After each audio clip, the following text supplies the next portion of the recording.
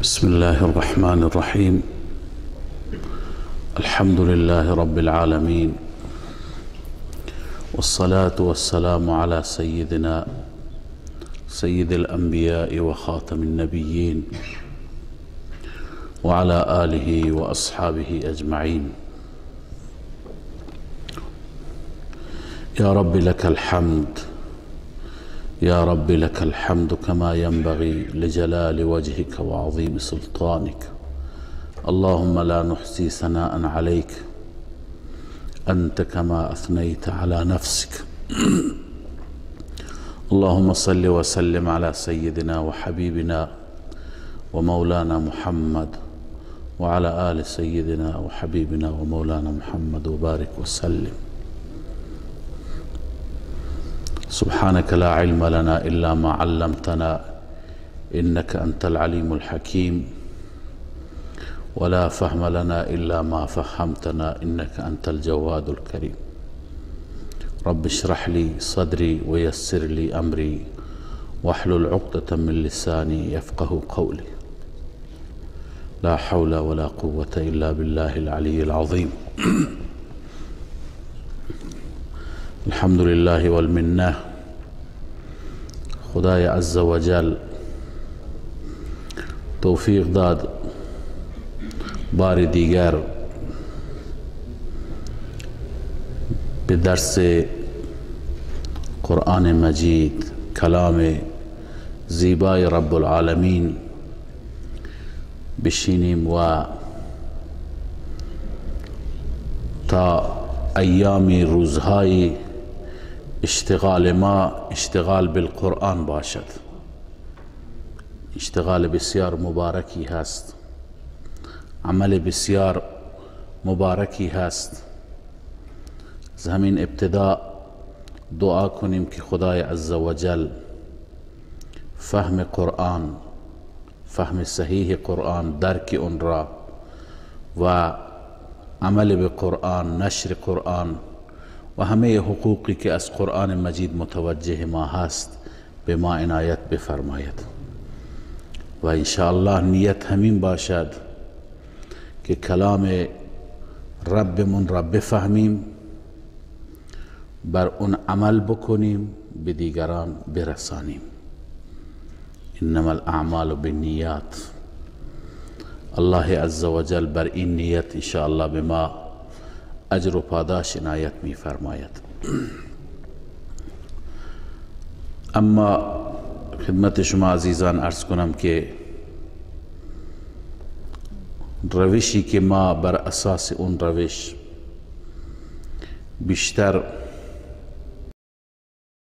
را ترجمه می کنیم و تشریح می کنیم، بر اساس روش اساتید ما، بزرگان ما، مشایخ ما، حضرت علامه جاجروی رحمه الله، مولانا غلام الله خان و مولانا حسین علی رحمهم الله تعالی اجمعین هست که مولانا حسین علی معتقد هست مبحث اصلی و اساسی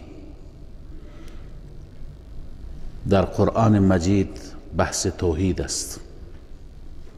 بسیاری از بزرگان معتقد هستند که بحث اصلی و بحث محوری بحث مثلا خلافت است، تشکیل یک خلافت اسلامی و تشکیل حکومت اسلامی.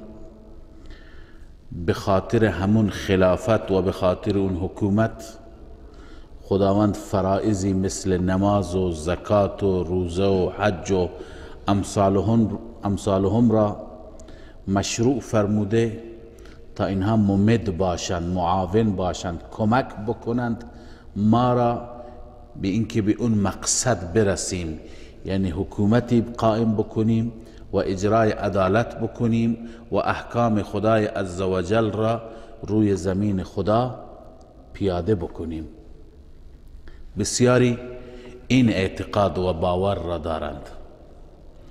اما شیخ ما شیخ حسین علی رحمه الله معتقد هستند، بر این باور هستند که خدای عزوجل این کلام را و نه تنها این کلام را بلکه همه انبیا را همان گونه که از آیات متعددی مستفاد میشه و گرفته میشه مبعوث فرموده برای اینکه مردم یکتا پرست بشند، مردم شرک را رها بکنند، در اعتقادشان در ایمانشان هیچ نوع آمیخته ای از شرک و غیر الله پرستی و شریک قرار دادن با خدای عزوجل نباشد. قرآن مجید هم این مطلب را به صراحت بیان فرموده و ما ارسلنا من رسول الا نوحی الیه انه لا اله الا انا فاعبدون. رسالت همه رسولان و پیام همه پیامبران به امتهاشون همین بود، لا اله الا انا، فقط من معبود یگانه را شما بپرستید و معبود دیگر برایتون نیست. در سوره مبارکه شعرا وقتی که شما تلاوت بفرمایید و تدبر بفرمایید با این آیات مواجه میشید که و الى در سوره هود و الى عاد اخاهم هودا قال یا قوم اعبدوا الله ما لكم من اله غیره و الى ثمود اخاهم صالحا قال یا قوم اعبدوا الله ما لكم من اله غیره و الى مدین اخاهم شعیبا قال یا قوم اعبدوا الله ما لكم من اله غیره. لذا همه انبیاء علیهم الصلوات و التسلیمات دعوت محوری و دعوت اساسیشون توحید بود، دعوت مردم به سوی یکتاپرستی بود. بنابراین ما این موضوع را ما طور قرآن مجید را تشریح میکنیم و طور قرآن مجید را تفسیر میکنیم و به صورت ربط آیات را ربط سوره ها را بیان میکنیم که این موضوع را محور قرار میدهیم، این موضوع را موضوع مرکزی و موضوع اصلی قرار میدهیم و بقیه تمام مطالبی که در سوره هستند، اعم از دلائل، اعم از تبشیرها، مجدها، بشارتها، وعیدها، تخویفها، داستانهایی که اونجا هست، دلائل مختلفی که هست، همه و همه ما معتقد هستیم برای اثبات همین موضوع اساسی هست. بنابراین ما نیاز داریم که مقدمتاً قبل از اینکه به مباحث قرآن مجید و به تشریح آیات کلام الله مجید بپردازیم، ما نیاز داریم که مقدمتاً توحید را تشریح بکنیم، تفسیر بکنیم، بیان بکنیم. توحید یعنی چه؟ بنابراین ما یه مقدمه میخوانیم که این مقدمه عنوانش هست مقدمت القرآن یا مسئله اله یا هر تعبیری که شما بفرمایید. وقتی که ما این مقدمه را با دقت گوش بکنیم و توجه داشته باشیم، انشاءالله فهم آیات کلام الله مجید اون وقت یه مقداری آسانتر و روانتر میشه. خب ابتداءً معنای توحید.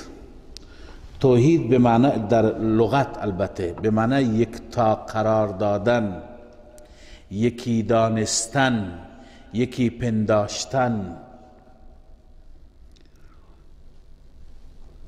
و به یگانگی خدای عزوجل ایمان آوردن.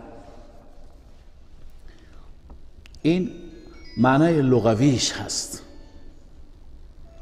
که خداوند عزوجل را یکی بدانیم، یکتا بپنداریم، به یگانگی او و به واحد بودن او ایمان و باور داشته باشیم. اما در اصطلاح توحید یعنی معرفت الله بالربوبیه والاقرار بالوحدانیه ونفی الانداد عنه جمله. معرفت الله بالربوبیه، خدا را با ربوبیت بشناسیم. خدا را شناخت ما نسبت به الله عزوجل به عنوان رب باشد که رب را میخوانیم یعنی چه، و اقرار بکنیم به وحدانیت الله. همین که شما اقرار میکنید اشهد ان لا اله الا الله وحده لا شریک له، این الاقرار بالوحدانیت است. و نفی الانداد عنه جمله، تمام انداد، تمام شرکا، تمام همتایان را از اون نفی بکنیم. لا اله معنیش همینه، مطلقاً الوهیت غیر از اون را شما چی میکنید؟ با این کلمه طیبه نفی میکنید. پس با توجه به این تعریف توحید نام سه چیز شد. یکی این که معرفت ربوبیت خداوند عزوجل، دوم اقرار به وحدانیت یعنی رب او را بدانیم، اقرار به وحدانیت، و سوم نفی تمام شرکا، همه شریکان را از او نفی بکنیم. با توجه به این مطلب حال توحید را به اقسام مختلفی تقسیم کردند. یه تقسیم که معروف است مال علامه ابن تیمیه رحمه الله است. ایشون معتقد است که توحید سه قسم است. یکی توحید در ربوبیت، رب فقط الله است. دوم توحید در الوهیت، اله و معبود هم فقط الله است. سوم توحید در ذات و صفات، در ذاتش هم یگانه هست، در صفات مختصه که اون صفات را هم قرآن کریم مشخص کرده، در اون صفات هم یگانه هست، کسی با او شریک نیست که اینا خودش تفصیل دارد. اما ما بیشتر بر اساس تقسیمی که حضرت امام ولی الله دهلوی رحمه الله تعالی تقسیم کردند، ما بیشتر بر اساس اون تقسیم تشریح میکنیم و اون تقسیم عام فهمتر است. شاه ولی الله رحمه الله معتقد است که توحید بر 4 نوع هست، یا بگیم توحید 4 مرتبه دارد.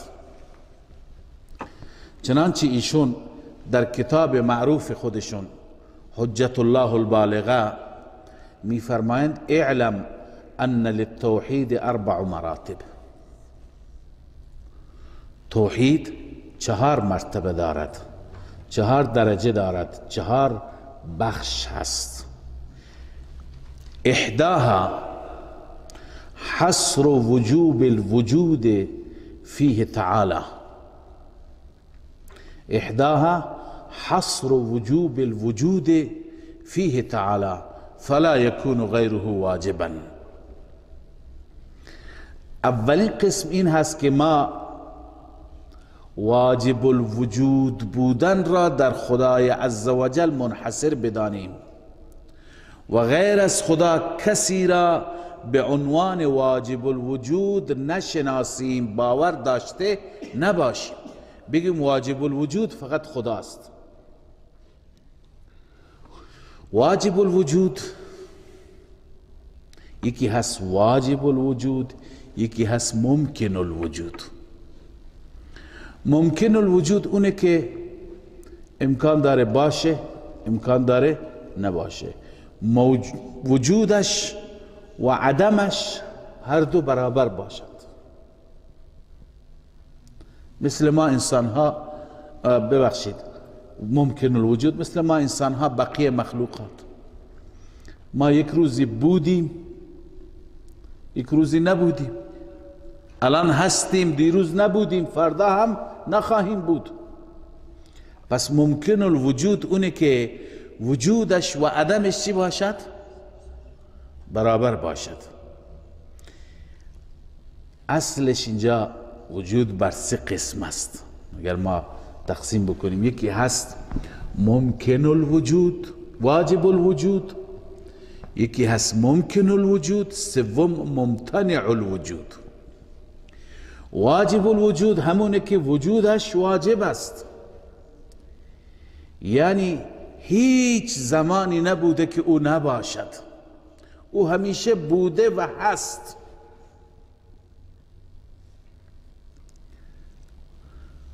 شما در عقیده خواندید قدیم بلا ابتداء، یعنی از قدیم بوده، هیچ تاریخی وجود ندارد که او نبوده باشد. ابتداء و تاریخ آغازی اصلا ندارد. دائم بلا انتهاء، دائم و همیشگی هست، ازلی هست، انتها و پایانی ندارد. اما ما نه.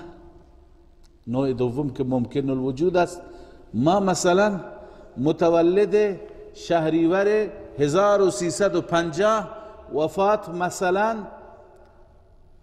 آبان ماه 1399، یعنی ابتدا و انتهایی داری. اما او نه، قدیم بلا ابتداء دائم بلا انتهاء. پس اینو میگن واجب الوجود. دومی ممکن الوجود را هم متوجه شدید، همونه که وجودش و عدمش چی هست؟ وجوده و عدمه سیئان، برابر باشد، امکان داره باشه، امکان داره نباشه. این لیوان مثلا دیروز نبود، بعدا درستش کردند، درست شد، امکان داره فردا از بین بره.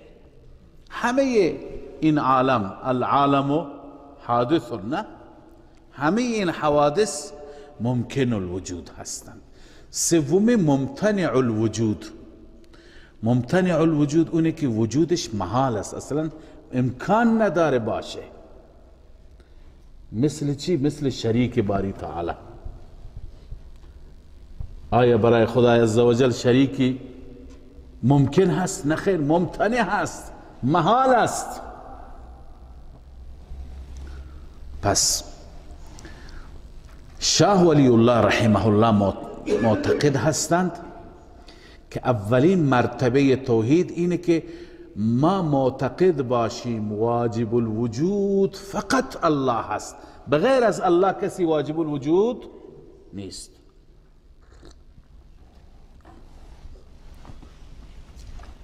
این مرتبه اول توحید هست.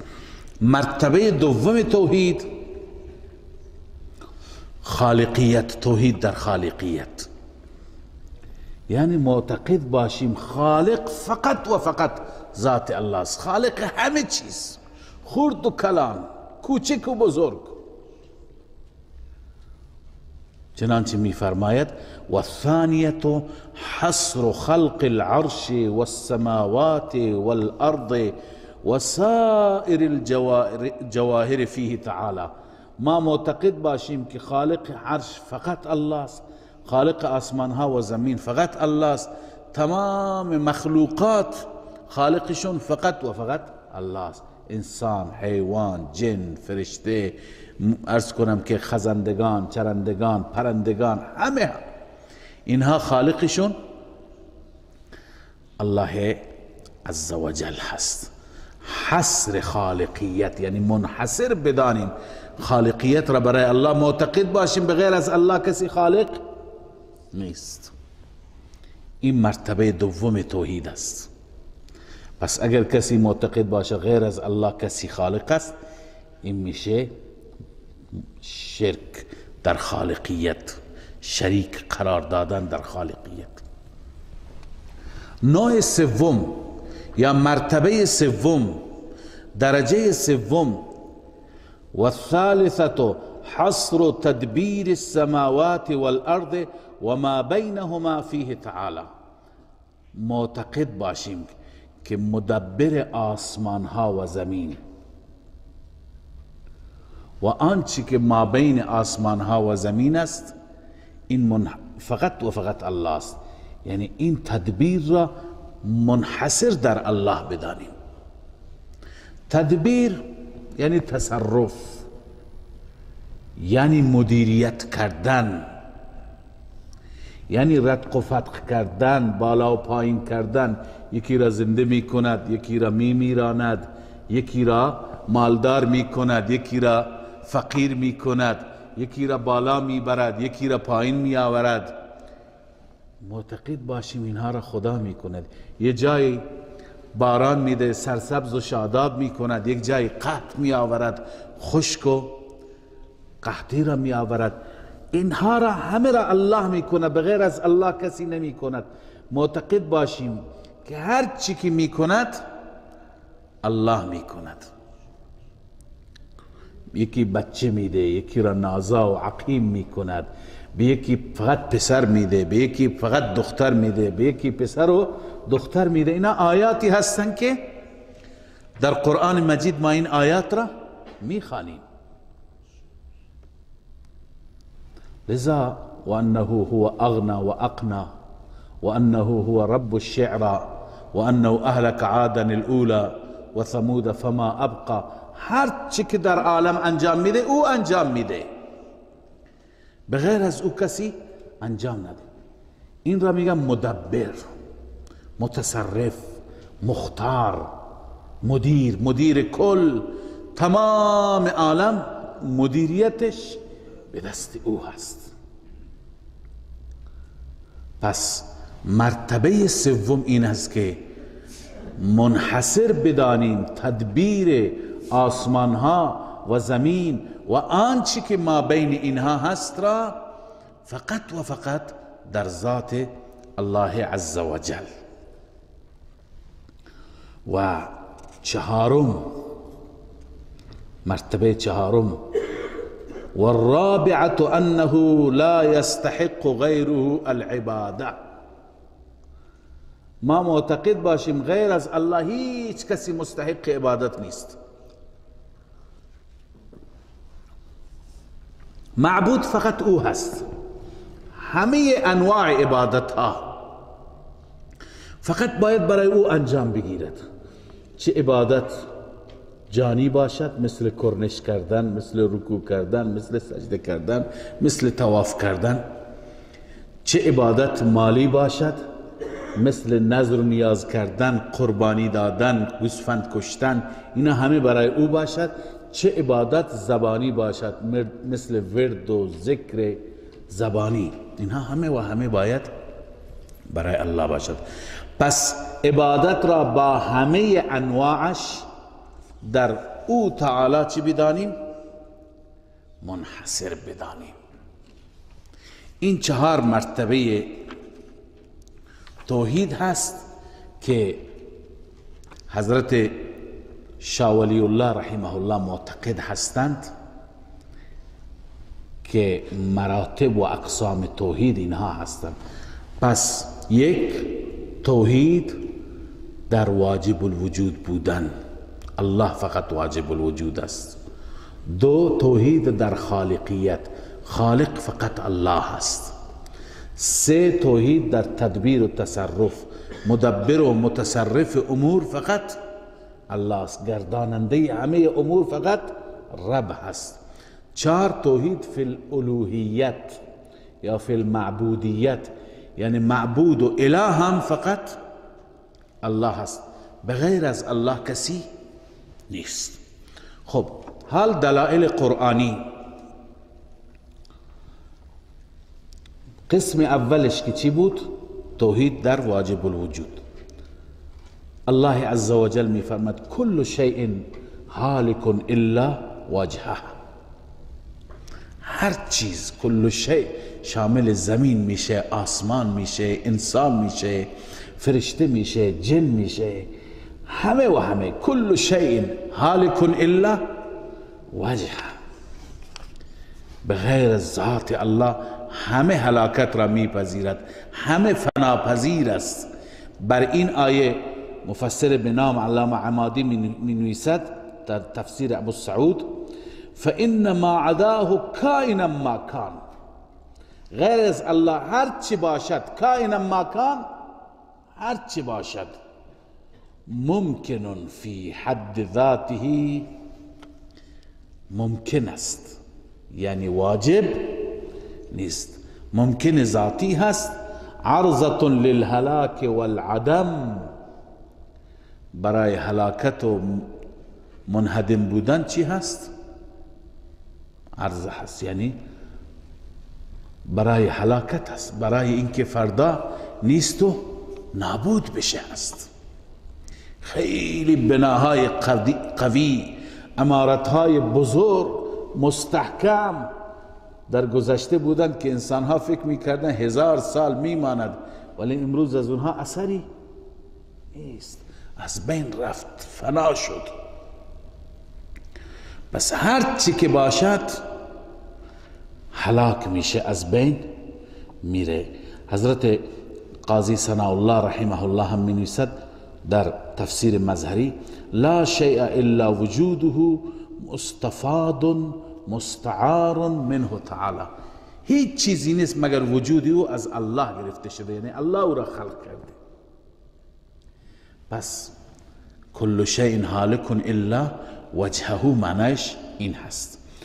آیه دوم، دلیل دوم، الله در سوره مبارکه الرحمن می فرماید: کل من علیها فان، کل من علیها فان و یبقى وجه ربک ذو الجلال والاکرام، هر چی که بر روی زمین هست فناپذیر است، آخر فنا است و فقط ذات باقی، ذات پروردگار هست که ذوالجلال والاکرام هست. در سوره حدید داریم: هو الاول والآخر والظاهر والباطن، هو الاول والآخر والظاهر والباطن وهو بكل شيء علیم. اول یعنی چه؟ آخر یعنی چه؟ ظاهر یعنی چه؟ باطن یعنی چه؟ این رسول اکرم صلی الله علیه و سلم در یک مناجاتی تشریح کردن. از این مناجات معلوم میشه اول یعنی چه. در صحیح مسلم ما روایتی داریم آن حضرت صلی الله علیه و سلم این گونه دعا کرد: اللهم انت الاول فلیس قبلك شیء، اللهم انت الاول، اول پس اینه که قبل از او هیچی نیست. اللهم انت الاول فلیس قبلك شیء و انت الاخر فلیس بعدك شیء، بعد از الله هم هیچ چیزی نیست. و انت الظاهر فلیس فوقك شیء، ظاهر به معنی غالب بر همه، چیرتر، قویتر. فلیس فوقك شیء و انت الباطن فلیس دونك شیء، چیزی که از الله مخفی باشد هم وجود ندارد. پس این واجب الوجود، دلائل وجوب الوجود است، دلائل واجب الوجود بودن الله عز و جل است. شماها در کتاب العقیدة الطحاویه هم خواندید که قدیم بلا ابتداء دائم بلا انتهاء لا یفنی ولا یبید، یعنی الله عز و جل قدیم هست. معنی این قدیم اینه که ابتدایی ندارد، آغازی ندارد، و دائم هست یعنی انتها و پایانی ندارد. لا یفنی ولا یبید هم معنیش همینه که فنا نمیشه، ولا یبید یعنی همیشه هست، دائما وجود دارد. اما بقیه مثلا ما انسان ها اینطور نیستیم. یه روزی بود در همین عالم که هیچ خبری از انسان نبود. هل اتا علی الانسان حین من الدهر لم یکن شیئا مذکورا. یه زمانی بود که انسان شیء مذکوری نبود، اصلا که ذکری از او به میان بیاد، اشاره به سوی او بشه. لذا انسان خودش چنین هست. علامه آلوسی رحمه الله اینجا میفرماید والمراد بالانسان الجنس، یعنی جنس انسان، انسانیت، نه انسان مشخص و انسان خاصی مراد هست. لذا اصلا انسان نبود. حضرت امام رازی میفرماید واعلم ان الغرض من هذا تنبیه على ان الانسان محدث. هدف این آیه و مقصود این آیه این است که انسان حادث است، انسان از ازل نبوده. خب ما در یک روایتی هم داریم در صحیح بخاری که صحابه آمدن خدمت رسول الله صلی الله علیه وسلم، قالوا جئناک نسألك عن هذا الامر. یا رسول الله خدمت شما آمدیم درباره پیدایش بپرسیم، درباره خلقت بپرسیم. قال کان الله ولم یکن شیء غیره. رسول الله فرمود زمانی بوده که فقط الله بوده، غیر از الله هیچ چیزی نبوده. پس این معنای واجب الوجود بودن است. مرتبه اول توحید هست، درجه اول توحید هست که ما معتقد باشیم. مرتبه دوم عرض کردم توحید در خالقیت است، یعنی ما معتقد باشیم که خلق عرش، خلق آسمان ها، زمین، تمام جواهر، تمام اون چی که در آسمان و زمین و ما بین اونها هست، اینا را فقط الله خلق کرده. می پردازیم به دلائلش. الله می فرماید الا له الخلق والامر تبارک الله رب العالمین، سوره اعراف. الا له الخلق، شما می دانید له برای حصر است چون مقدم شده. الا له الخلق یعنی خلق فقط و فقط برای اوست، خالق فقط اوست، بغیر از او کسی خالق نیست، امور فقط به دست اوست. قل الله خالق كل شيء وهو الواحد القهار. خالق هر چیز الله است. خلق كل شيء فقدره تقدیرا. بس اینها را همه و همه را الله خلق کرده. ما در این بحث با یک اشکال مواجه میشیم، اون اینه که ما میبینیم واژه خلق و کلمه خلق برای غیر خدا به کار برده شده. شما چطور میگید توحید فی الخالقیت، خالق فقط الله است؟ حتی در قرآن هست که غیر خدا خالق هستند. مثلا حضرت عیسی علیه السلام، سیدنا عیسی میفرماد انی اخلق لكم من الطین كهيئة الطیر فانفخ فیه فیکون طیرا باذن الله. من برای شما پرنده خلق میکنم. یا الله عز وجل فرموده فتبارک الله احسن الخالقین. خداوند احسن الخالقین است. پس معلوم میشه که غیر از خداوند دیگه خالقینی هم وجود دارند. من در این رابطه توضیح مختصری عرض میکنم، اما قبل از توضیح مقدمتاً خدمت شما عرض میکنم که ببینید ما انسان ها برای اینکه گاهی از وسائلی را ما ایجاد بکنیم، درست بکنیم، ما متوسل به اسباب میشیم. متوسل به اسباب میشیم، به وسیله اسباب یه چیزی را چی میکنیم؟ درست میکنیم. خب این را میگویند خلق ما تحت الاسباب، یعنی از اسباب کار گرفتن، از اسباب استفاده کردن. و یکی هست که کسی چیزی را درست کند بدون استفاده اسباب، اینو میگند خلق ما فوق الاسباب. مثلا یک نجاری چوبهای درختان را میتراشد، اصلاح میکند، درست میکند، این میز درست میشه. الان این نجار این میز را خلق کرد، این را میگیم خلق ما تحت الاسباب.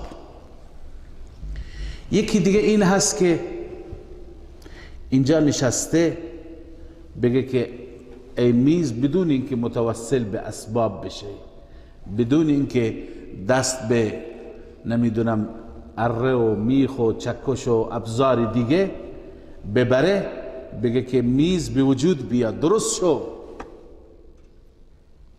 این هست ما فوق الاسباب، یعنی فراتر از اسباب، بدون توسل از اسباب. ما معتقدیم که گرچه این خلق هم خلق مجازی است، حقیقی نیست، اما اون چی که برای مخلوق به کار برده شده چی هست؟ ما تحت الاسباب است، استفاده از ابزار و از اسباب است. مثلا سیدنا عیسی علیه السلام می فرماید که انی اخلق لکم من الطین که هیئت الطیر، از گل مثل هیئت پرنده درست میکنم، مجسمه پرنده درست میکنم، بعدا فانفخ فیه، میدمم، دم میکنم او را، اون بعدا وقتی که پرنده میشه به اذن الله میشه، فیکون طیرا به اذن الله. اونجا که نوبت به ما فوق الاسباب برسه اونجا کار خداست، کار عیسی نیست. کار عیسی چی هست؟ ما تحت الاسباب است. پس ما تحت الاسباب به کسی اگر خالق بگوییم که او خلق کرده، او ایجاد کرده، او تقدیر و تصویر کشیده. تقدیر یعنی اندازه کردن، با عرض کنم که کوتاه کردن و بلند کردن یک چیزی، به هم چسباندن یک چیزی، اینها مخلوق میتونه این کار را بکنه. خلق به سوی مخلوق نسبت داده میشه، اما این نسبت هم مجازی هست. ما فوق الاسباب کسی نمیتواند مگر اینکه خدای عزوجل یه انسانی را کرامت بکند، کرامت یک انسانی یا معجزه یک انسانی، ما فوق الاسباب کاری از دست او بر بیاید. مثلا از اینجا من میتونم صدایم را به مسکو برسانم، به واشنگتن برسانم، اینجا بگم آقا اونجا بشنوه، اما به وسیله چی؟ به وسیله اسباب، به وسیله تلفن، به وسیله نمیدونم ابزار دیگر. این میشه ما تحت الاسباب. اما ما فوق الاسباب، خداوند قادر است که برای کسی کرامت بکند. مثل داستان سیدنا عمر رضی الله تعالی عنه که بر منبر نشسته بود، اون داستان را شنیدید که صدا زد چی؟ یا ساریة الجبل. صدای حضرت عمر از مدینه طیبه در کوههای همدان پیچید، یا کوههای آذربایجان. به هر حال ما فوق الاسباب اگر برای ولی کرامتی باشد یا برای نبی معجزه‌ای باشد این ممکن است، اما به اونچه که ما در قرآن داریم که کلمه خلق آمده، یا در لغت داریم کلمه خلق آمده، این به چی هست؟ به همین معنای ما تحت الاسباب است، ما فوق الاسباب نیست. و این که قرآن مجید حصر می فرماید خالقیت را در ذات الله عزوجل، این چه خالقیتی هست؟ خالقیت ما فوق الاسباب. ببینید اون چه که عرض کردم، حضرت علامه آلوسی رحمه الله توضیح داده که این معما حل میشه، این سوال پاسخ داده میشه. حضرت آلوسی میفرماید والخلق الاختراع بلا مثال. خلق یعنی چه؟ یعنی اختراع کردن و ایجاد کردن یه چیزی بدون نمونه، بدون الگو. الاختراع بلا مثال. و یکون معنی دوم خلق را داره میگه. و یکون بمعنی تقدیر. یه چیزی را شما اندازه بکن، شما به هم بچسبان، شما بالا و پایین کن، این هم معنی خلق هست. و علی الاول لا یتصف به سواه سبحانه و تعالی. بر اساس معنی اولی، یعنی الاختراع بلا مثال، بغیر از الله کسی خالق نیست، کسی به این وصف متصف نمیشه. اما و علی الثانی یتصف به غیره. بر معنای دوم که تقدیر باشد، اندازه باشد، درست کردن با اسباب باشد، غیر از الله هم متصف میشه. و بعدا حضرت شاه ولی الله میفرماد و منه فتبارک الله احسن الخالقین. آیه شریفه فتبارک الله احسن الخالقین به همین معنا هست. و اذ تخلق من الطین کهیئت الطیر، که خداوند به عیسی میگه استخلق من الطین، اینم میفرماید از همین معنا هست. به معنی چی هست؟ تقدیر و تصویر. بله. حال سوال دیگه هم خود به خود اینجا پاسخ داده شد که مثلا معتزله معتقد است که خالق افعال انسان ها کی است؟ خود انسان. معتقد است که خالق افعال ما خودمون هستیم. خب معتزله را هیچ کسی تکفیر نکرده، مشرک نگفته، در حالی که معتزله معتقد است ما انسان ها خالق افعال خودمون هستیم. اونجا هم همین پاسخ، همین جواب، که معتزله اعتقاد به خلق افعال داره، اما ما تحت الاسباب، نه ما فوق الاسباب. یعنی معتقد است در عالم اسباب ما خودمون کارهای خودمون را چی میکنیم؟ درست میکنیم. خب این مرتبه دوم توحید شد. بعد از واجب الوجود بودن، خالقیت هم مختص الله عزوجل است. سومی توحید در تدبیر و تصرف که شاه ولی الله فرمود و الثالثه حصر تدبیر السماوات والارض و ما بینهما فیه تعالی. دلائل این مرتبه توحید هم در قرآن کریم فراوان است. یدبر الامر ما من شفیع الا من بعد اذنه، یا یدبر الامر یفصل الآیات لعلكم بلقاء ربكم توقنون. یا در الف لام میم از سجده داریم یدبر الامر من السماء الى الارض. مدبر امور همه الله عزوجل است. تدبیر امور به معنی تصرف امور، گردانندگی امور، همه امور را او میگرداند. رزق میده، باران میده، آب میده، نان میده، هر چی میده. قل من یرزقکم من السماء والارض امن یملک السمع والابصار ومن یخرج الحی من المیت ویخرج المیت من الحی ومن یدبر الامر. اینا همه جزء تدبیر امور هستند. قل اللهم مالک الملک تؤتی الملک من تشاء وتنزع الملك ممن تشاء وتعز من تشاء وتذل من تشاء بيدك الخير. اینا تمام تدبیر و تصرفات الهی هستند. پس آیات بسیار زیادی از قرآن مجید شاهد هستند بر اینکه مدبر و متصرف و مدیر و گرداننده همه امور فقط و فقط ذات الله عز و جل هست. و مرتبه چهارم توحید همونطور که عرض کردم، توحید در چی بود؟ معبودیت، الوهیت. معبود فقط الله هست، اله فقط الله هست، بغیر از او کسی دیگه شایستگی الوهیت ندارد، نه ذاتا و نه عطاء، نه مستقلا و نه تبعا. یعنی نه فی حد ذاته این لیاقت را داره، نه خدا به کسی این خلعت الوهیت را داده.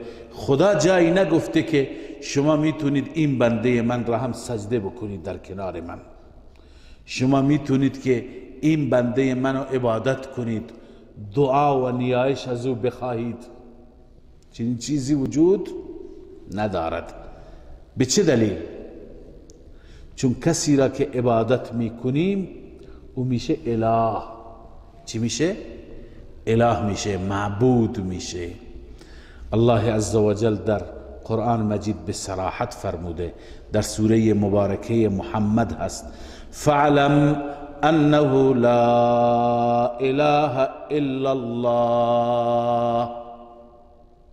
فاعلم انه لا اله الا الله و الهكم اله واحد و الهكم اله واحد لا اله الا هو الرحمن الرحیم. این موضوع را الله عز و جل در آیات زیاد بیان فرموده. الله لا اله الا هو الحي القيوم لا تأخذه سنة الى آخر دلائل همین الوهیت هستند. پس بغیر از الله عز و جل هیچ الهی و هیچ معبودی وجود نداشته، ندارد و نخواهد داشت.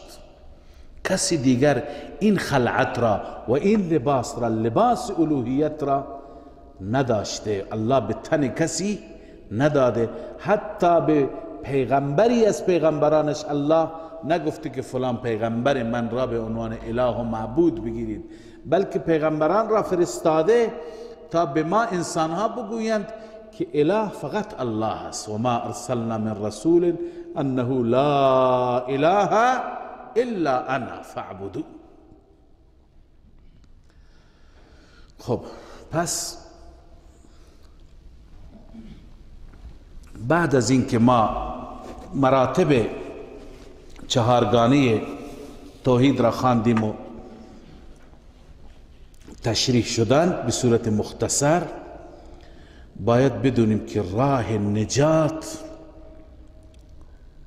نجات در دنیا و آخرت اینه که انسان در این مراتب توحید احدی را، کسی را با خدای واحد شریک نگرداند، نه در ذات الله، نه در این صفات الله عز و جل، نه در واجب الوجود بودن کسی را شریک خدا بداند، نه در خالقیت، نه در تدبیر و تصرف و نه در الوهیت و معبودیت. اما مطلب جدیدی که میخوام خدمت شما عرض کنم بعد از مراتب توحید اینه که مشرکین مکه در این مراتب توحید، مراتب چهارگانه، در بعضی از مراتب اونها با خدا کسی را شریک نمی گرفتند، در بعضی مراتب شریک می گرفتند. مثلا اول چی بود؟ توحید در واجب الوجود بودن. اونها بغیر از خدا کسی را واجب الوجود نمی دانستند. اونها معتقد بودند که واجب الوجود فقط و فقط الله عز و جل هست. و اونها به تفصیل بعدا میپردازیم به این مبحث. اونها معتقد بودند خالق هم فقط و فقط الله عز و جل است. در آیات متعددی هست که از اونها بپرس خالق کیه؟ میگفتند الله است. اونها در تدبیر و تصرف امور، گردانندگی امور، اینجا یه مقداری مشکل داشتند. معتقد بودند در کارهای بزرگ، در امور عظام، بغیر از خدای عزوجل کسی مدبر نیست. اما در کارهای کوچک، کارهای معمولی، اینجا معتقد بودن غیر از خدا معبودان ما میتونن کاری بکنند. پس از این 3 درجه در 2.5 درجه مشکل نداشتند. واجب الوجود فقط خدا را میدانستند، خالق فقط خدا را میدانستند. در تدبیر و تصرف معتقد بودند در امور عظام هم خدا واحد لا شریک است. در امور عظام و بزرگ. پس این 2.5 درجه اونا موحد بودند، در 1.5 درجه مشرک بودند. یعنی معتقد بودند در کارهای خرد کوچک معبودان ما میتونند کاری بکنند، مشکلی را حل بکنند. چیزهای کوچک کوچک از اینها بخواهیم. و در مرتبه 4 به صورت کامل مشرک بودند. یعنی در الوهیت و معبودیت اونا اعتقاد داشتند که خداوند همونطور که دستور داده منو عبادت کنید، منو سجده بکنید و برای من رکوع بکنید، برای من نظر و نیاز بدید، برای من قربانی بکشید، برای من و خانه من طواف بکنید، از من دعا بخواهید، حاجاتتون را بخواهید.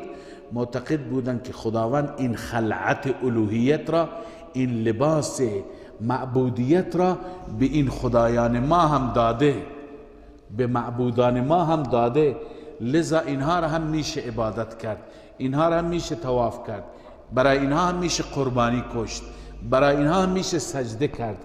لذا این در این مرتبه اونها مشرک بودند.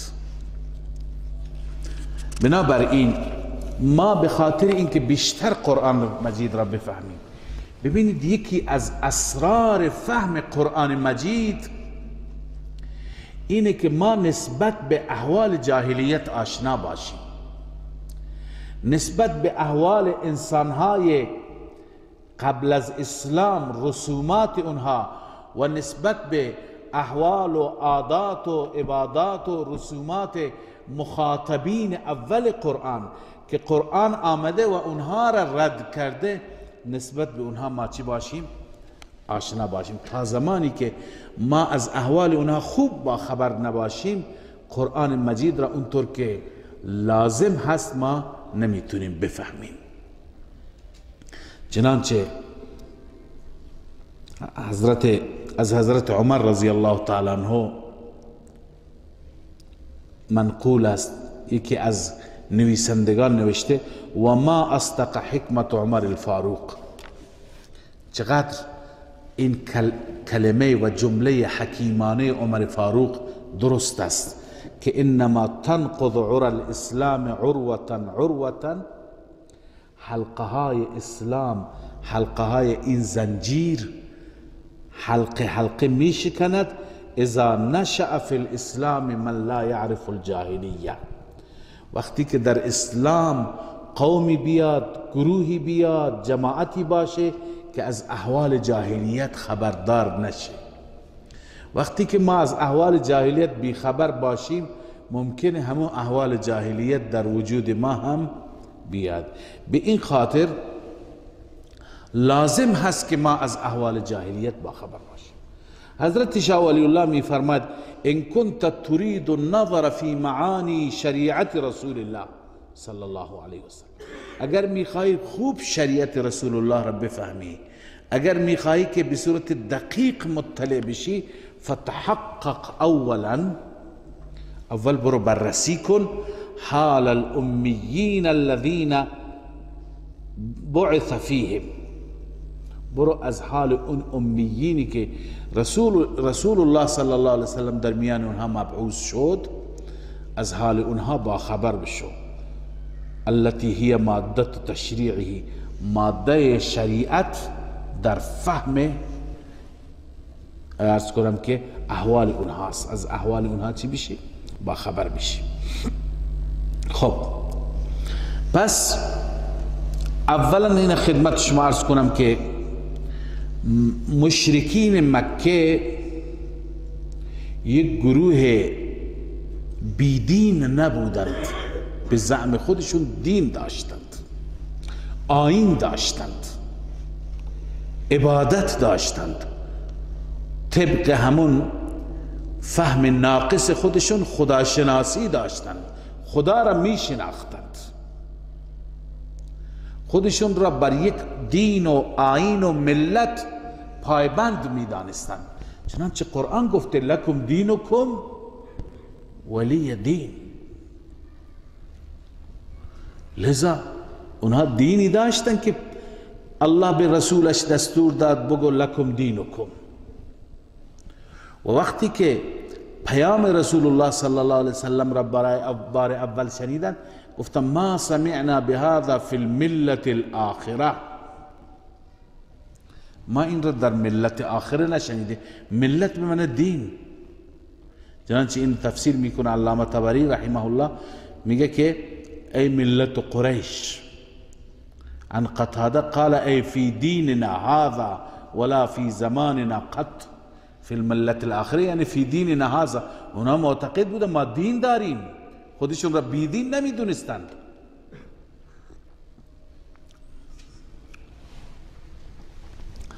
پس اونها پایبند یک دین بودند به زعم خودشان. حدیثی که رسول الله صلی الله علیه وسلم در وهله آخر حیات ابو طالب او را به ایمان و به توحید دعوت داد، اون حدیث را ملاحظه بفرمایید، در صحیح بخاری هست. اخبرني سعيد بن المسيب عن أبيه قال لما حضرت ابا طالب الوفات، وقتی که وفات ابو طالب فرا رسید، جاءه رسول الله صلی الله علیه وسلم، رسول الله پیش عمویش آمد. فوجد عنده ابا جهل و عبد الله بن ابي امية بن المغيرة، این سران قریش و سرات قریش را اونجا دید که بر بالینش نشستند. فقال ای عمي، ای امو، قل لا اله الا الله، به این کلمه توحید اقرار کن. کلمة احاج لك بها عند الله، این کلمه هست که من میتوانم برایت عند الله دفاع کنم، از تو دفاع بکنم و برایت شفاعت بکنم. همین کلمه را بگو. فقال ابو جهل و عبد الله بن ابي اميه، این دوتا از سرات قریش بهش چی گفتند؟ اترغب عن ملت عبد المطلب، ای ابو طالب میخوای از دین عبد المطلب برگردی؟ ملت عبد المطلب، ملت بمعنی چی؟ دین. فلم يزل رسول الله صلی الله علیه وسلم یعرضها علیه، از یک طرف رسول الله هی داشت بر او عرضه می کرد این دعوت را، و یعیدانه بتلک المقاله، این مقاله را رسول الله اعاده می کرد. حتی قال ابو طالب، حتی که ابو طالب چی گفت؟ آخر ما کلمهم، آخرین چیزی که با اونها سخن گفت علی ملت عبد المطلب و ابا ان یقول لا اله الا الله، گفت من بر ملت عبد المطلب میمیرم و از لا اله الا الله ابا کرد. پس از این حدیث معلوم میشه که اونها برای خودشون چی داشتند؟ ملت داشتند، دین داشتند، آیین و شریعت داشتند. پس این مطلب اول هست از مشرکین که اونها خودشان را دیندار می دانستند. حضرت شاه ولی الله می فرماید اما مشرکین خود را حنفا می گفتند و دعوای تدین به ملت ابراهیمی داشتند. این عبارت الفوز الکبیر هست که به زبان فارسی هست. و حنیف به کسی گفته می شود که متدین به آیین ابراهیمی باشد و شعار آن آیین را لازم الاجرا بداند. پس اونها خودشون را حنفا می گفتند چون که بر ملت ابراهیم علیه السلام می دانستند. در جای دیگه می فرما و یدعون اتباع ابراهیم علیه صلوات الله و سلامه علیه.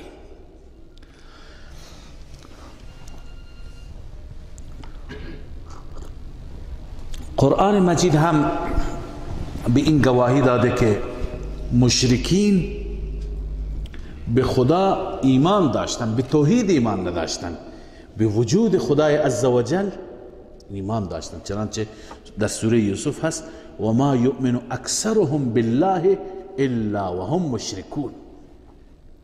و ما یؤمن اکثرهم بالله الا وهم مشرکون، یعنی اکثرشان ایمانی به خدا نداشتن مگر ایمانی توأم با شرک، همراه با شرک، یعنی هم خدا نه فقط خدا. ما چی میگیم؟ فقط خدا. اونها میگفتن هم خدا، یعنی معبودان هم خدا هم. به این صورت ایمان داشتن. این ایمان آمیخته با شرک است. پس این نیست که خدا را منکر بودند، خدا را قبول نداشتن، نه، بلکه اونها خدا را قبول داشتن. فطرت الله التي فطر الناس عليها، فطرت همه مردم بر چی هست؟ بر پذیرش رب سبحانه و تعالی است. بله.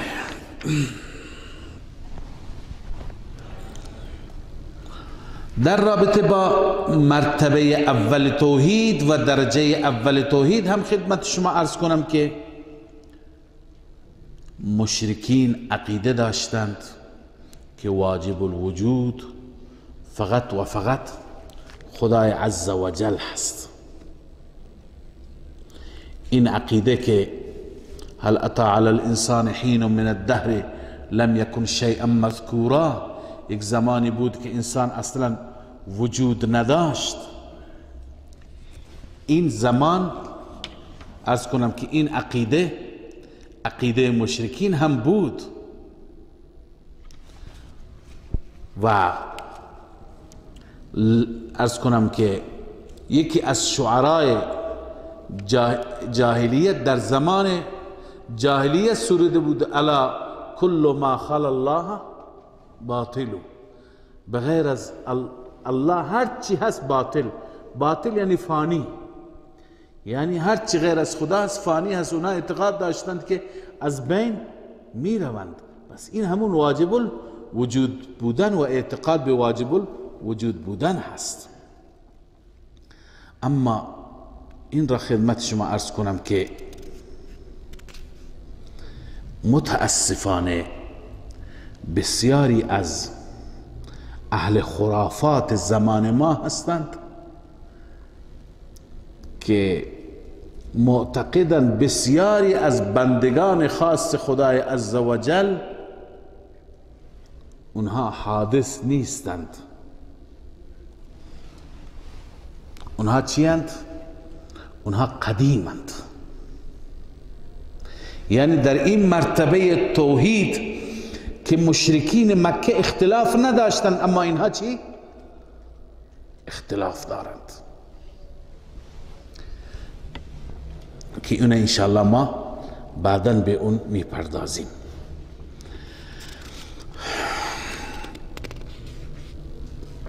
هر کسی که اعتقاد داشته باشد که غیر از الله عزوجل کسی دیگه قدیم است، حتی پیامبران ملائکه، این اعتقاد کفر است. حضرت مجدد الفسانی رحمه الله که در مکتوباتشون هست، شون میفرماید، به زبان فارسی هست این عبارتشون: ای برادر، محمد رسول الله صلی الله علیه و سلم با آن علو شأنشان بشر بود. اولا جایگاهی که رسول الله داشت، جایگاهش به جای خود، اما ایشون بشر بودن و به داغ حدوث و امکان متسم بود. یعنی رسول الله حادث بود، ممکن بود، قدیم نبود. قدیم صفت الله است و واجب الوجود صفت الله است. غیر از الله کسی واجب الوجود نمیتونه باشه. حتی رسول الله صلی الله علیه وسلم واجب الوجود نیست. و ملا علی قاری در شرح فقه اکبر نوشته که من قال بقدم العالم فهو کافر. کسی معتقد باشد که این عالم قدیم است، حادث نیست، این اعتقاد کفر است. این باور کفر است.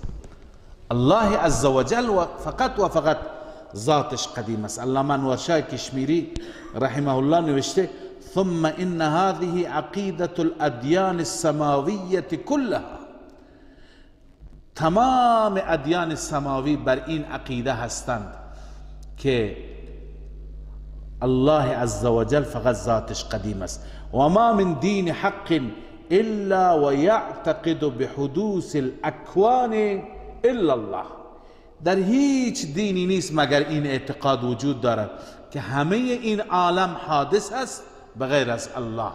الله فقط ذاتش چیه؟ قدیم است. حتی خدمت شما عرض کردم که شاعر معروف عرب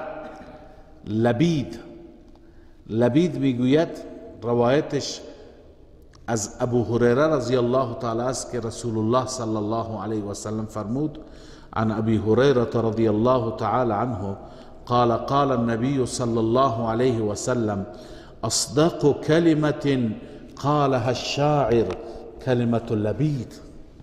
صادق ترین کلمه و بهترین و درست ترین کلمه اون کلمه هست که شاعر جاهلیت لبید گفته: الا كل شيء ما خلا الله باطل.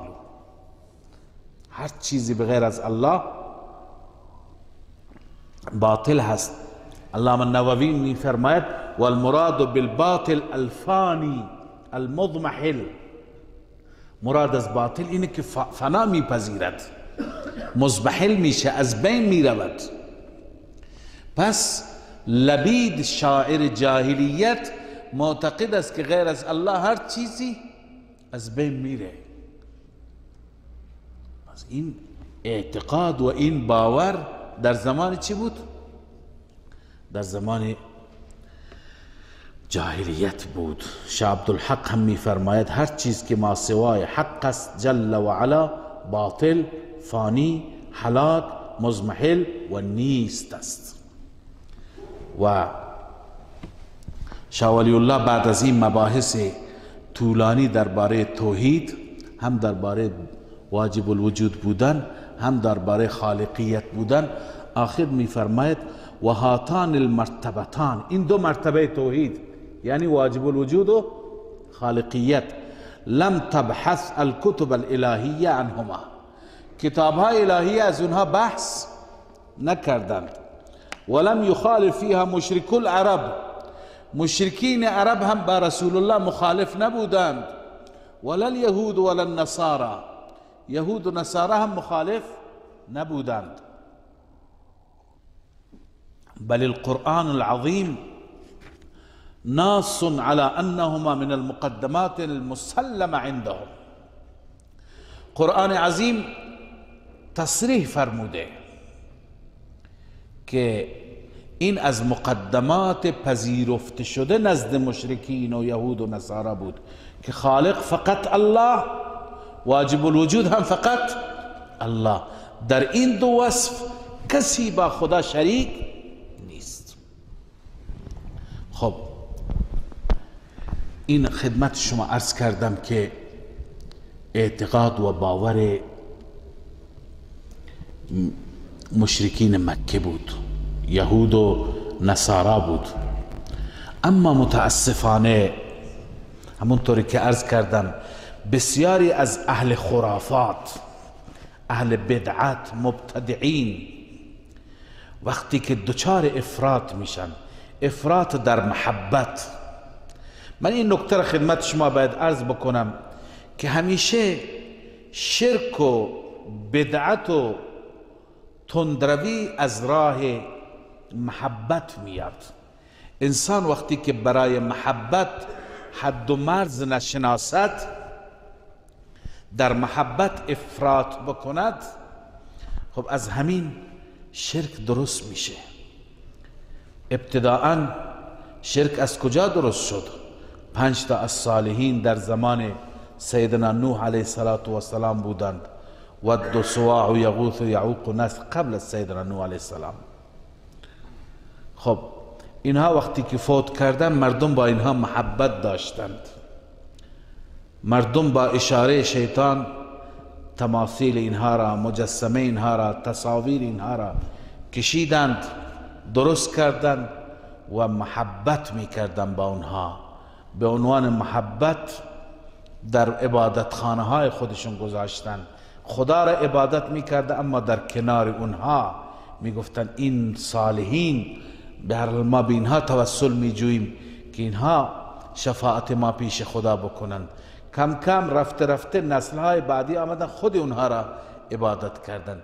پس این شرک از راه محبت ایجاد شد. وقتی که انسان معرفت رب داشته نباشد، علم داشته نباشد، جاهل باشد، حد و مرزها را نشناسد، بندگان خدا را همپای خدا قرار میده.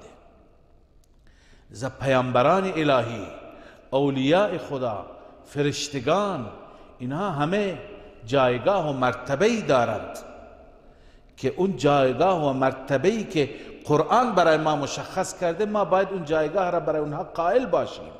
از اون جایگاه فراتر و بالاتر اونها را قرار ندهیم. مشکل از اینجا ایجاد میشه که ما اونها را از جایگاهشون بالاتر میبریم. یک ولی را، ولی خدا، دوست خدا، ببریم اون را در حد خدا قرار بدیم. یه پیامبر خدا را ببریم خدا قرار بدهیم. این مشکله. مسیحیان همین مشکل را داشتن. عیسی علیه السلام پیغمبر خدا بود، عابد بود، عبدالله بود. قال انی عبدالله آتانی الکتاب و جعلنی نبیا. عبدالله بود، نبی خدا بود. اما مسیحیان چیکار کردند؟ او را به جای عبد معبود قرار دادند. و اذ قال الله یا عیسی ابن مریم انت قلت للناس اتخذونی و امی الهین من دون الله. ای عیسی، تو به مردم گفته بودی که شما را و مادرتون را به عنوان معبود مردم انتخاب بکنند. قال سبحانك ما یکون لی ان اقول ما لیس لی بحق. خدایا اون چی که سزاوارش نیستم چگونه من میتونم به مردم بگم منو معبود قرار بدن؟ بس ببینید این محبت بود، محبت مفرط، محبتی که از حد گذشته. پیامبر خدا را بردن جایگاه چی دادن؟ خدایی دادند، الوهیت دادند. پس اهل بدعت و اهل خرافات زمان ما هم متاسفانه به این مرض گرفتار شدند، به این بلا گرفتار شدند که گاهی رسول الله صلی الله علیه و سلم را مدح می کنند، گاهی اولیاء خدا را مدح می کنند، حتی صحابه را، سیدنا علی را مدح می کنند، شیخ عبدالقادر جیلانی را تعریف می کنند. خب اینها را در اون تعریف اغراق می کنند، افراط می کنند، به حد خدا می رسانند. چنانچه یکی از شاعران اهل بدعت به نام محمد یار اشعاری سروده. هیچ وقت عقیده خودتون را از شعر نگیرید. گرچه بعضی شاعران هستند که منصفند، از اون حدی که قرآن مشخص کرده فراتر نمی روند، اما عموما شعرا مبالغه گویی دارند.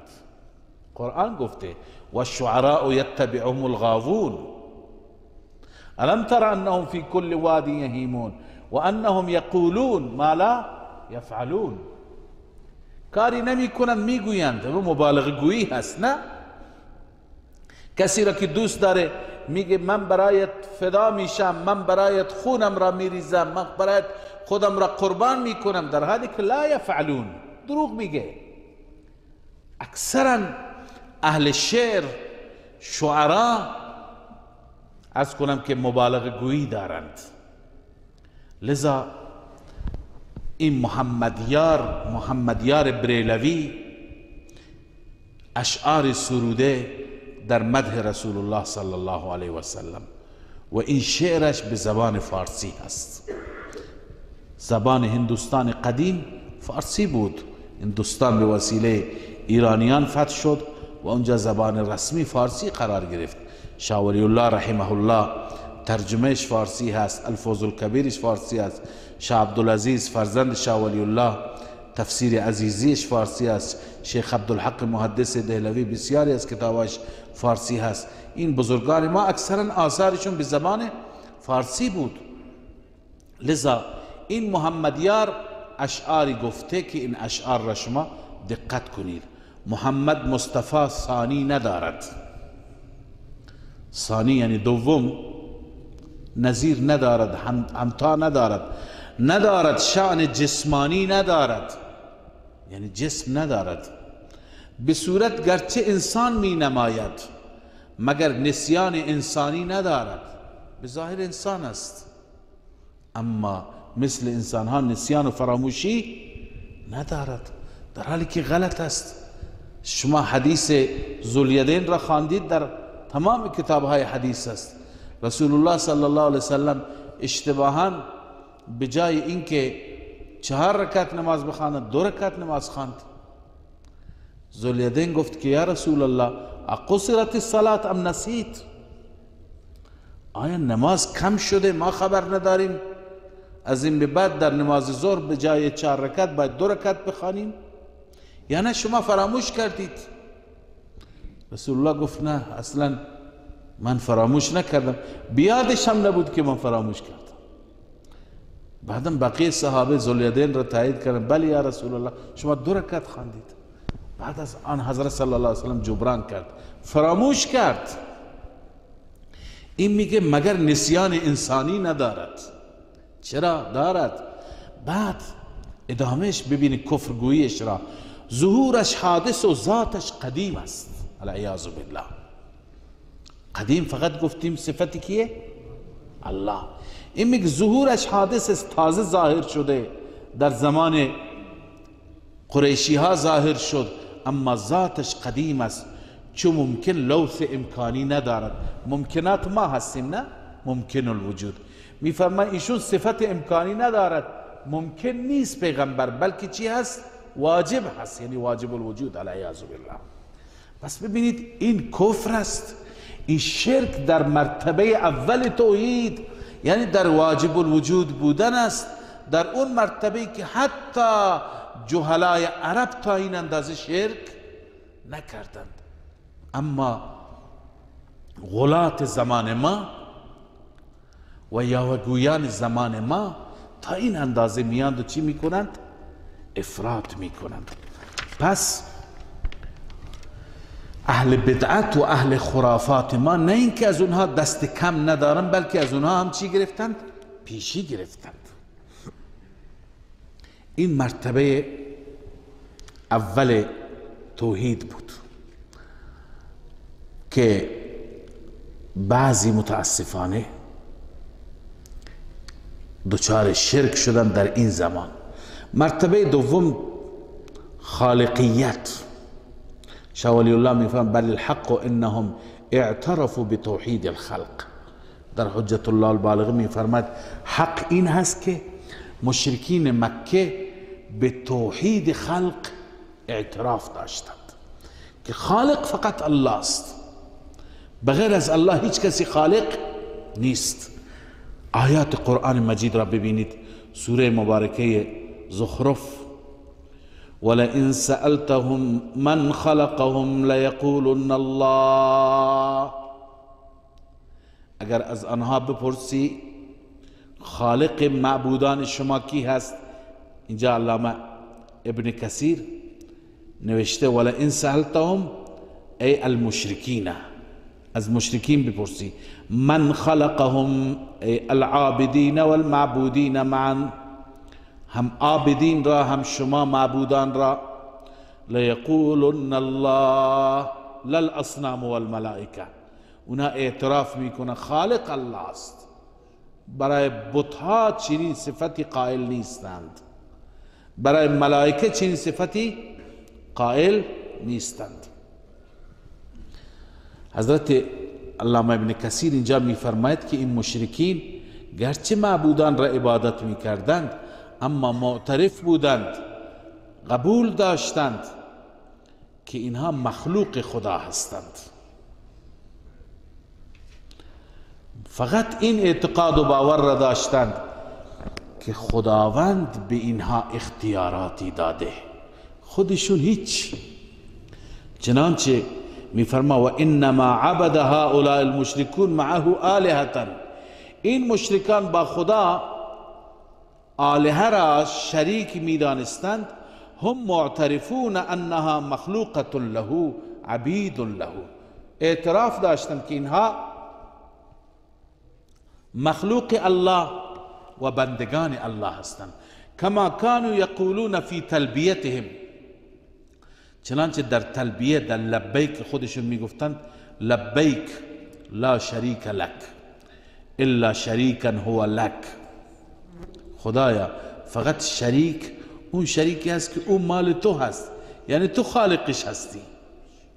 الا شریکا هو لک تملکه و ما ملک، شریکی که شما مالک او هستی و اون چی که او در اختیار دارد هم شما مالکش هستی، یعنی همه چیز او متعلق به تو هست.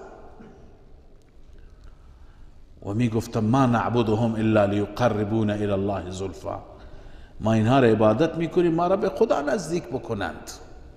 پس برای خود معبودان اعتقاد نداشتند که اینها خالق هستند، اینها آفریننده هستند. و عبارات زیادی از مفسرین که من کوتاه میکنم، اینها همه عبارت ها بیانگر این هستند که مشرکین اعتقاد داشتند خالق الله است، غیر از الله کسی دیگه نیست. در سوره عنکبوت ملاحظه بفرمایید، سوره عنکبوت، سوره لقمان، سوره زخرف، سوره زمر، همه این آیات شبیه هم هستند. ولئن سألتهم من خلق السماوات والارض، درباره آفرینش آسمان ها و زمین از اونها اگر سوال بکنی چه جواب میدند؟ و همچنین تسخیر شمس و قمر، و سخر الشمس والقمر، چه ذاتی شمس و قمر را مسخر کرده، تابع کرده. لیقولن الله، حتما پاسخشون همین خواهد بود که الله است. ولئن سألتهم من خلق السماوات والارض لیقولن الله، سوره لقمان بود. و سوره زخرف ولئن سألتهم من خلق السماوات والارض لیقولن خلقهن العزیز العلیم. سوره زمر ولئن سألتهم من خلق السماوات والارض لیقولن الله. پس اونها در خالقیت هیچ شک نداشتند. میرسیم به مرتبه سوم در تدبیر امور، در مدیریت کارها، در گردانندگی امور. این خدمت شما عرض کردم که مشرکین معتقد بودند امور بزرگ را، امور عظام را به غیر از خدا کسی تصرف ندارد. مثلا تصرف شب و روز اونها میگفتن غیر از خدا هیچ کسی نمیتونه شب و روز را تغییر بده. آوردن باران و امثال اینها را، تصرف در آسمان ها، در زمین، تصرف در دریاها، این امور عظام را اینها میگفتن خاصه خداست، کار خدایان ما نیست.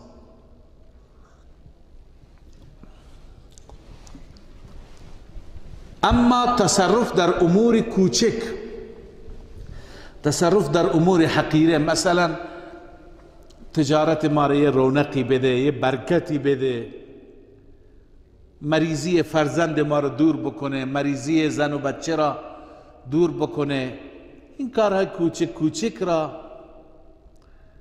دردی را دوا بکنه، مریضی را شفا بده، اینها را معتقد بودن که خدایان ما میتونن. هم چگونه میتونن؟ خدا بهشون اختیارات داده.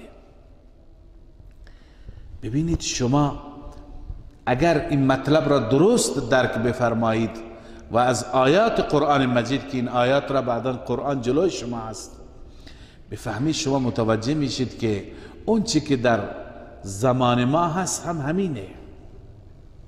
یعنی فرقی بین این دو عقیده وجود نداره. لذا شاه ولی الله میفرماید والمشركون وافقوا المسلمین فی تدبیر الامور العظام. مشرکین با مسلمین در تدبیر امور بزرگ موافق بودند، اختلافی ندارند. و در الفوز الکبیر که به فارسی هست میفرماید و این مشرکان در خلق جواهر و تدبیر امور عظام هیچ یک را شریک نمیدانستند، کسی را شریک خدا نمیدانستند. الان تدبیر امور عظام، بعضی از امور عظام مثل تدبیر در خورشید، خورشید را به هر صورتی که الله بخواهد تابع بکند، مسخر بفرماید، تدبیر در ماه، تدبیر در ستارگان، تدبیر در شب، مدیریت شب، شب را خدا میخواد طولانی بکنه، شب را میخواد کوتاه بکنه، روز را، یا اینکه خدا بخواد همیشه شب بشه همیشه روز بشه. آیا کسی از معبودان شما هست که بیاد و عکس این عمل کند؟ اونها میگفتن نه. پس در این کارهای بزرگ اونها اعتقاد داشتن، باور داشتن که کار خداست. آیات را ملاحظه بفرمایید. ولئن سألتهم، سوره عنکبوت است، ولئن سألتهم من خلق السماوات والأرض وسخر الشمس والقمر، این شمس و قمر را چه ذاتی مسخر کرده؟ لیقولن الله، اونها جواب میدادن الله است. فانا یؤفکون، وقتی که الله از خدا میفرماید به کدام سمت و سو اینها منحرف میشند و میرند؟ قل ارأيتم إن جعل الله عليكم الليل سرمدا إلى يوم القيامة. الله می فرماید شما به من بگید ای مشرکان، اگر خدا همیشه براتون شب بیاره تا روز قیامت شب بشه، خدایی دارید که شب را تبدیل به روز بکنه؟ خود جوابشون منفی بود، چون معتقد بودن خدایان ما این توان را ندارند. قل ارأيتم إن جعل الله عليكم الليل سرمدا إلى يوم القيامة من إله غير الله يأتيكم بضياء. کدوم اله است که ضیاء و نور و روشنی بیاوره؟ افلا تسمعون. قل ارأيتم إن جعل الله عليكم النهار سرمدا إلى يوم القيامة من إله غير الله يأتيكم بليل تسكنون فيه افلا تبصرون. آیا معبودی دارید که این روز را تبدیل به شب بکند؟ جواب منفی بود. جواب این بود که نخیر، کسی دیگه نیست. اونا اعتقاد داشتن در این کارهای بزرگ، در این امور عظام بغیر از خدا کسی نمیتونه. علامه قرطبی در تفسیر خودش میفرماید فاذا اقررتم بانه لا يقدر على ایتاء الليل والنهار فلما تشركون به. وقتی که اقرار داری که غیر از خدا کسی نمیتونه که در شب و روز، در ماه و خورشید تصرف داشته باشد، پس چرا با خدا دیگران را در عبادت شریک قرار می دهید؟ خب حال ببین، این عقیده مشرکین بود. در این بخش اونها شریک نمی گرفتن، اما با تأسف شدید مشرکین زمان ما، اهل خرافات و اهل بدعت زمان ما، وقتی که در همون محبت مفرط که عرض کردم از حد میگذرند، از حد تجاوز میکنند، اینها چه اندازه افراط میکنند، چه کفرگویی هایی دارند. چنانچه کتابی هست مال احمد رضا خان بریلوی که سرکرده این بریلوی ها هست و رئیس گروهشون هست و کسی هست که در این شبه قاره هند این خرافات را و این چرندیات را متاسفانه به عموم مردم تحویل داد و از جهل عموم مردم سوء استفاده کرد. اون چی می نویسد؟ میگوید تو این کتابش که به زبان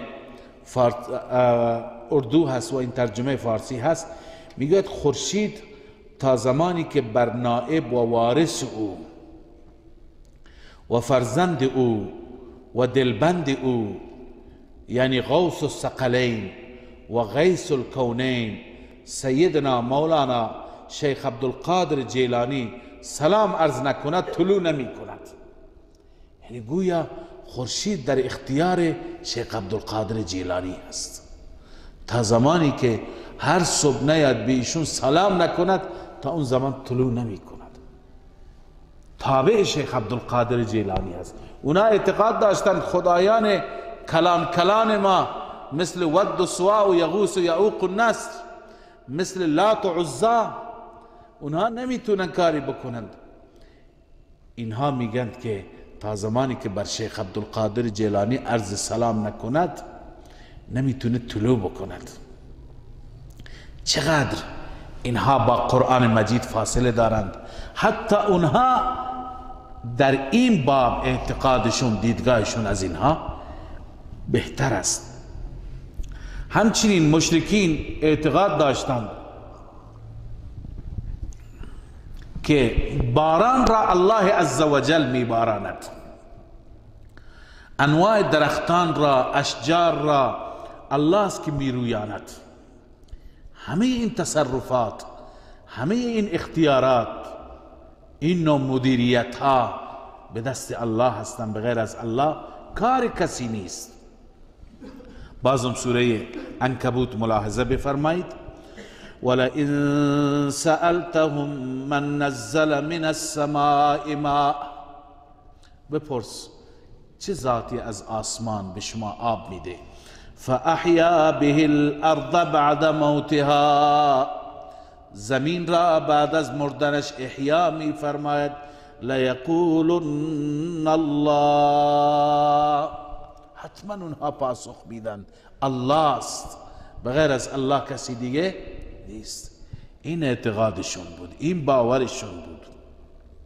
در سوره واقعه که خدای عزوجل استفهام میفرماید، اون استفهام گرچه جوابش نیست، اما اون استفهام را ما به اصطلاح میگیم استفهام تقریری. استفهام تقریری به معنی مثبت است، یعنی بله چنین است، شما هم باور دارید، شما هم قبول دارید. خطاب به مشرکین است. افرأیتم ما تحرثون، شما خبر بدهید به ما آنچه که شما کشت می کنید. اانتم تزرعونه ام نحن الزارعون، شما هستی که زراعت را به وجود می آورید یا من خدا هستم؟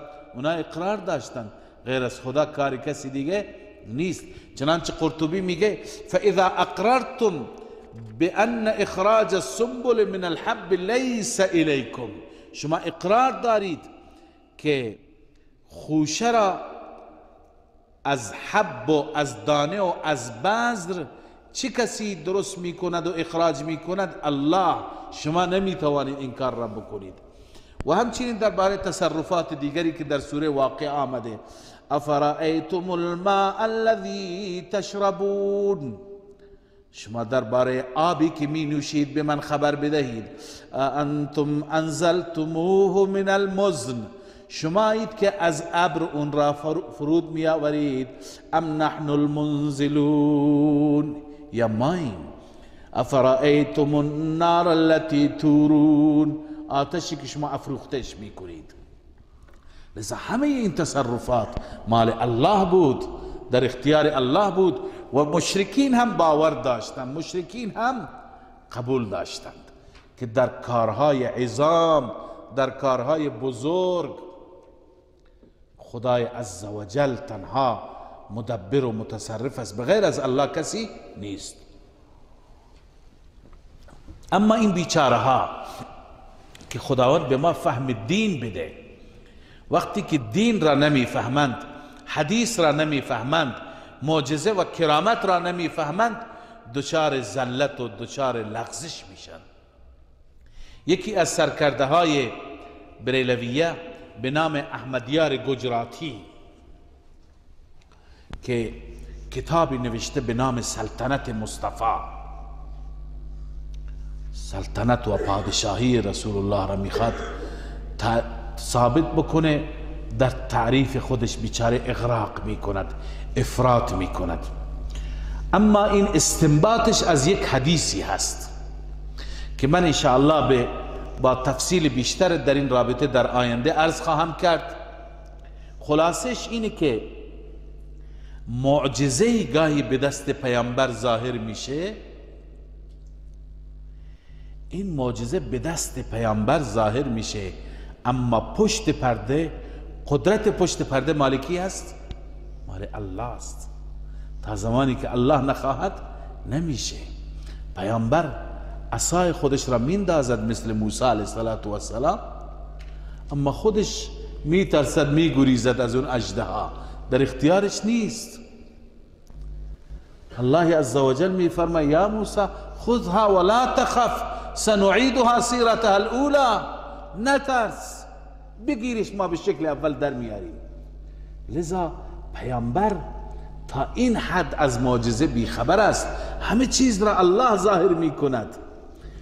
حضرت عیسی علیه السلام هم میگه اذ تخلق من انی اخلق لكم من الطین كهيئة الطير فانفخ فيه فيكون طيرا باذن الله وابره الاکمه والابرص واحيي الموتى باذن الله. هر چیز باذن الله، بدون اذن الله من کاری نمیتونم بکنم. لذا محمد رسول الله صلی الله علیه و سلم اگر معجزه ای را هم اظهار میکند، به چیه؟ به اذن الله است، از طرف خودش نمیتونه. اگر رسول الله به درخت اشاره میکنه که توی درخت بیا، معجزه رسول الله است، برای رسول الله سایه میکند، برای رسول الله پناهی میشه. از این نمیشه ما استنباط بکنیم که پس رسول الله صلی الله علیه و سلم غیب میدانست. ببخشید، رسول الله مدبر و متصرف بودن. از حدیثی این چنین که درباره معجزه هست و معجزه یک امر خارق العاده هست، به دست پیامبر ظاهر میشه، اما گرداننده اصلی الله است. اگر الله نخواهد نمیشه. از چنین حدیثی این بیچاره احمدیار گجراتی استنباط کرده. چی میگه؟ میگه که از این معلوم شد که حکم رسول الله بر درختان و ابرها جاری هست، چنان که با صدا کردن او می آیند و با اشاره او بر می گردند. علیه بالله میخواد بگه که رسول الله تصرف خدایی دارد و هر چه اشاره بکنه به درختها و به خورشید همون میشه، در حالی که تا زمانی که الله نخواهد چیزی نمیشه. لذا ببینید فرق اهل بدعت و اهل شرک اون زمان را و این زمان را، که اون زمان معتقد بودن همه این امور به دست الله هست، اما اینها معتقدن که بعضی از این امور به دست اولیاء الله هست، به دست پیامبران خدا هست، که اینها چند قدم از اونها در خرافه گویی، در یاوه‌گویی، در افراط چی پیشی گرفتند. السلام علیکم و رحمت الله. ساعت استراحتتون هست، تفریح هست، یک نیم ساعت شما اگر دوستان صبحانه آماده کردن میل بفرمایید و بعد از اون انشاءالله ادامه درس.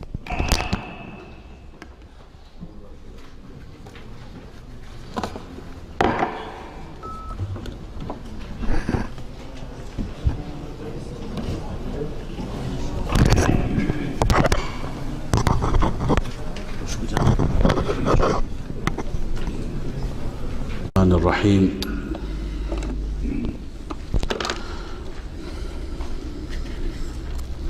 در بیان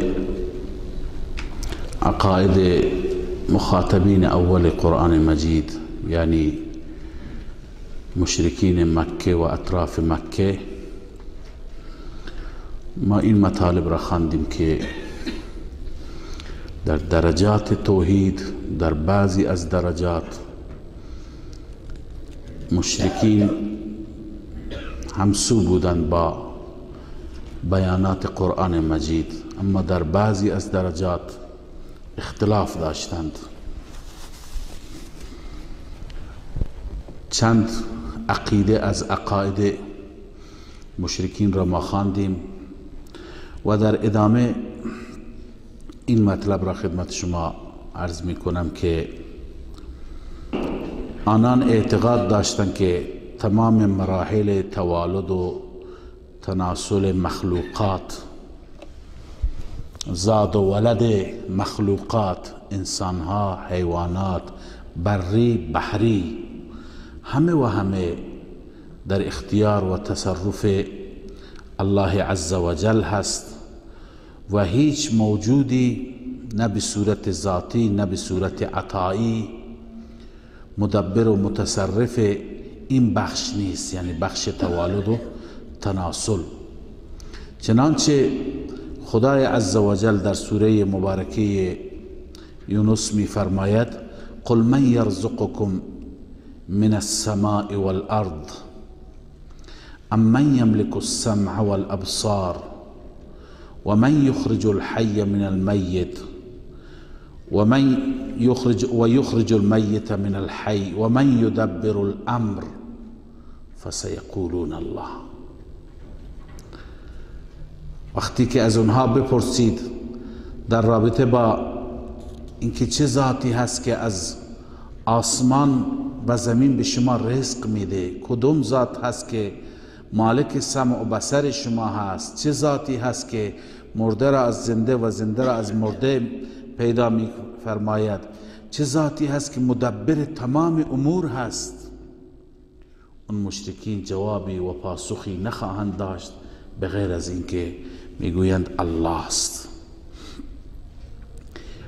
علامه قاضی ثناء الله رحمه الله در تفسیر مظهری میفرماید که مشرکین این امور را به سوی آلهه خودشون هرگز نسبت نمیدادند، اعتقاد نداشتند که خدایان ما بتونند این کارها را بکنند، یعنی لا يقدرون على اسناد هذه الامور الى ما يدعونه آلهه لظهور بطلانه.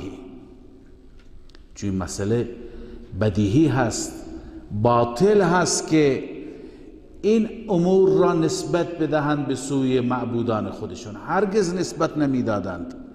اونها هم اعتراف داشتند که این کارهای بزرگ را، کارهای کلان را فقط و فقط الله مدبر است، الله متصرف است و بغیر از الله هیچ مدبری وجود ندارد. علامه عثمانی هم میفرماید مشرکین معترف بودند که کلیه امور عظام را بغیر از خداوند تعالی کسی دیگر نمیتواند انجام بده.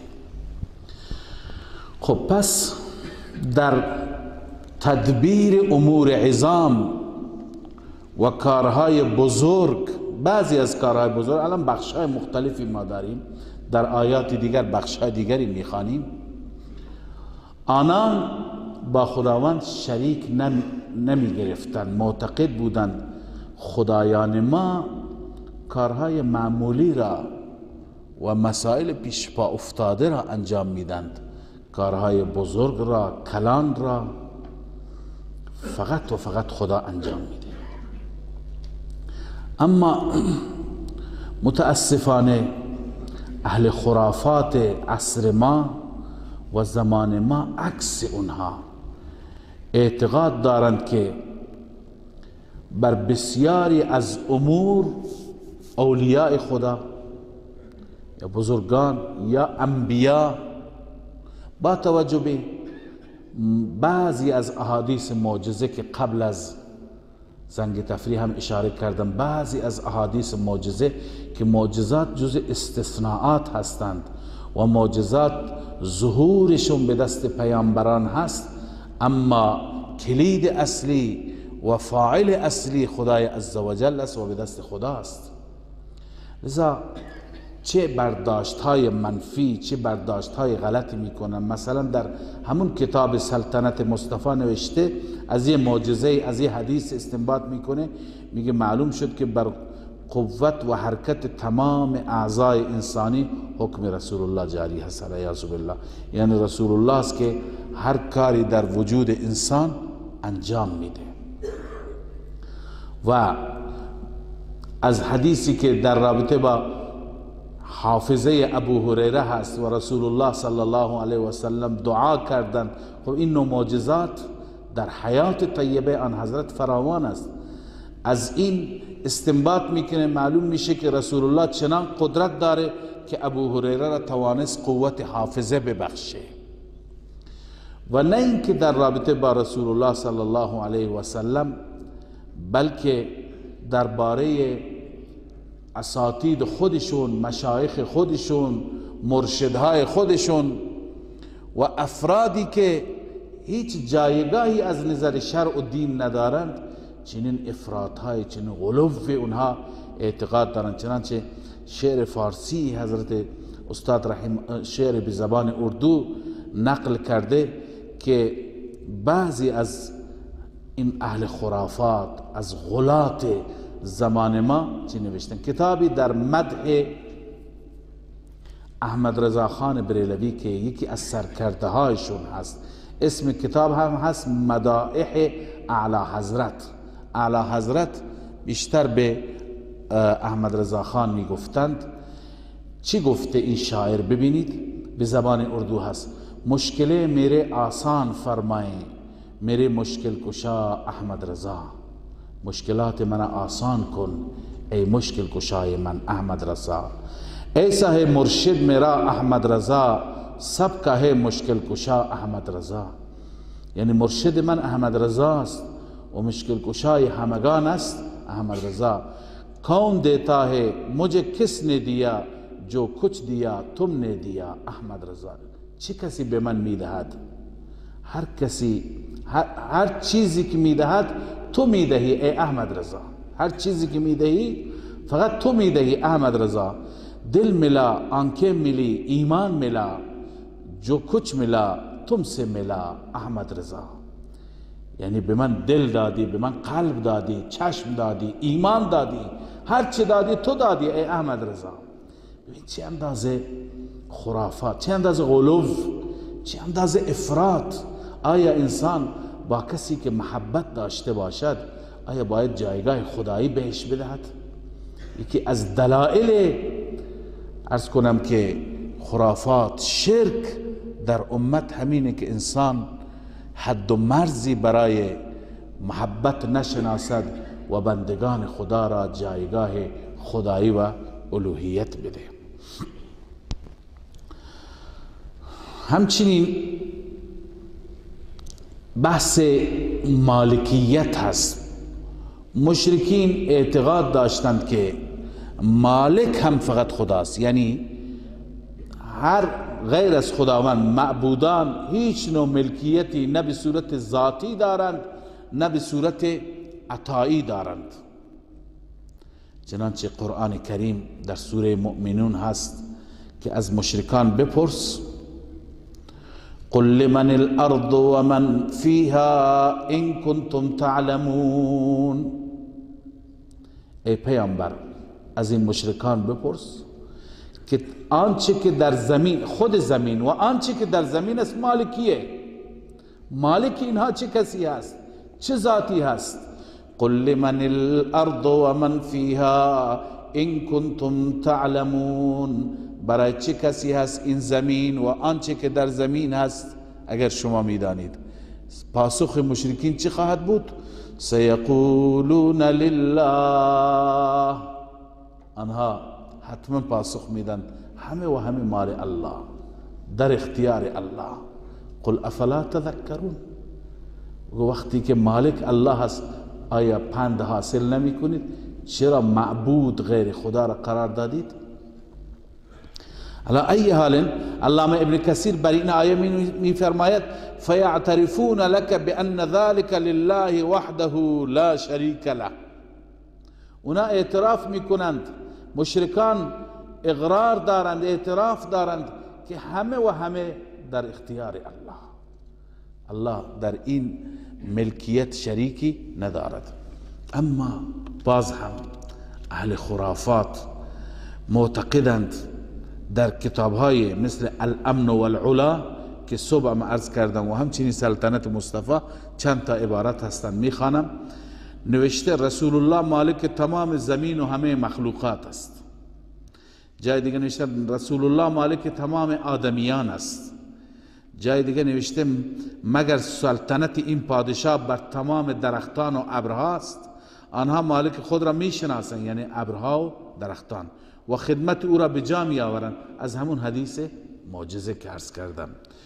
نیز معلوم شد که سلطنت رسول الله بر تمام حیوانات جهان است. در رابطه با اون معجزه اون شطوری که آمد خدمت رسول اکرم صلی الله علیه وسلم و شکایت اربابش کرد. لذا از چنین روایت های این عقیده را، این برداشت را کردن، این با آیات قرآن مجید در تضاد است و منافات دارد.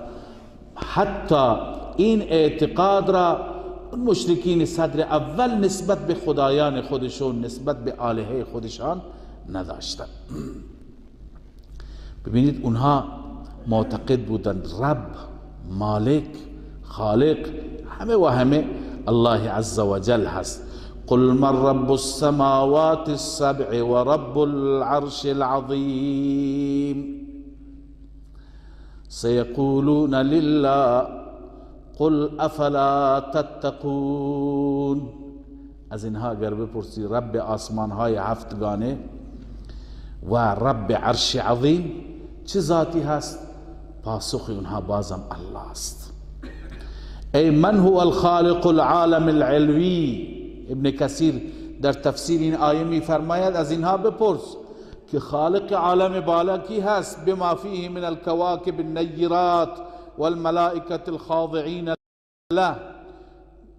کواکب روشن و ملائکه متواضع فی سائر الاقطار منها والجهات، که در همه اقطار و اکناف و گوشه ها و جهت ها به دستور الله عزوجل به مأموریت خودشون مشغول هستند. مالک اینها کیه؟ رب اینها کیه؟ پاسخ اینها الله هست. مشرکین باور داشتند. اما باز هم غلات، افراطیون در کتابهایشون، همون کتابهای گذشته سلطنت مصطفی، الامن والعلا، من به صورت خلاصه این عقاید را میخوانم، همین اندازه شما بدانید که اینها در افراط و در غلو از اونها پیشی گرفتن. یک حدیثی نوشته از این معلوم شد که خالق بهشت، عرش و غیره الله تعالی هست و مالک آنها محمد رسول الله هست. یعنی خالق خدا است اما مالک خداوند به رسول الله اینها را بخشیده. بعد نوشته حکم نبی علیه السلام بر شمس و قمر و تمام ملکوت السماوات والارض جاری هست. در جای دیگه نوشته سرکار دو عالم به حکم پروردگار مالک و مختار کونین، مالک زمین و آسمان، به اعطاء رب خود مالک جهیم و مالک جنان است. بهشت و جهنم هم مالکش پیغمبر است. عیاذ بالله. رسول اکرم صلی الله علیه و سلم به عنوان شفیع هستند، سفارش کننده هستند، اما مالک رب حقیقی هست که این افراط و این غلو باعث شده که جایگاه رب را به پیامبرش بده. همین شرک، همین اون چیزی که خدای عزوجل از یهودیان نپسندیدند، این جایگاه را به عزیر دادند. از مسیحیان قبول نکردند، چون این جایگاه را به عیسی دادند. خدا خداست، مصطفی است، هر یکی جایگاه خودش.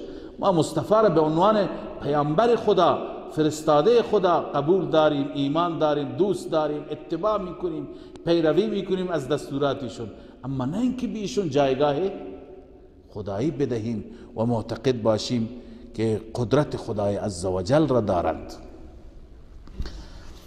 خب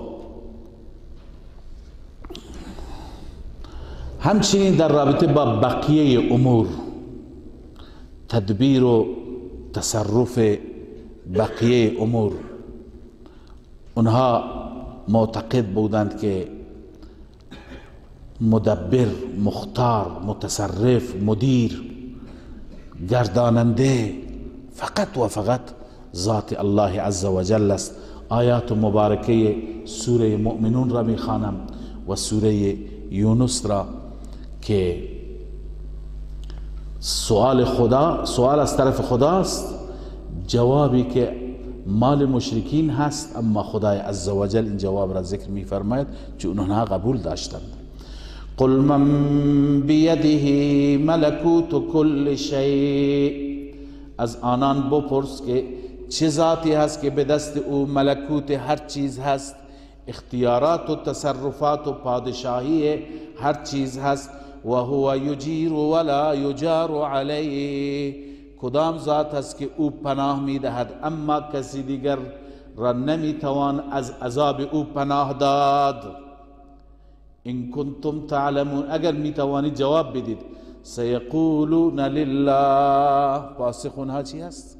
همه این اختیارات، این تصرفات، این تدابیر مال الله هست. قل من یرزقکم من السماء والارض، از آنان بپرس چه ذاتی هست که شما را رزق میدهد از آسمان و زمین. امن یملک السمع والابصار، چه ذاتی هست که مالک سمع و بصر شماست، مالک چشم و گوش شماست. و من یخرج الحی من المیت و یخرج المیت من الحی، چه ذاتی هست که زنده را از مرده و مرده را از زنده می آفریند و بیرون می کند. و من یدبر الامر، چه ذاتی هست که همه امور را می گرداند، مدیریت می فرماید. فسیقولون الله، اونا پاسخشون الله است. حتما خواهند گفت که الله، چون بغیر از الله اعتقاد ندارند کسی این کارها را انجام بده.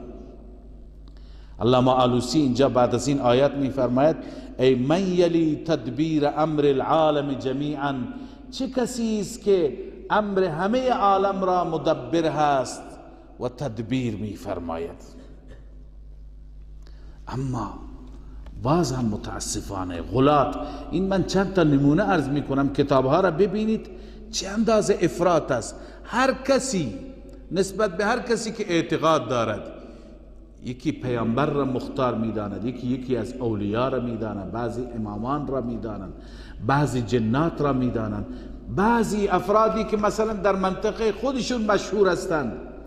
یعنی عموم مردم جهال در رابطه با این افراد این اغراق را، این افراط را دارند. چنانچه بازم احمد رضا بریلوی میگوید تمام نعمتهای دنیا و آخرت در اختیار رسول الله است.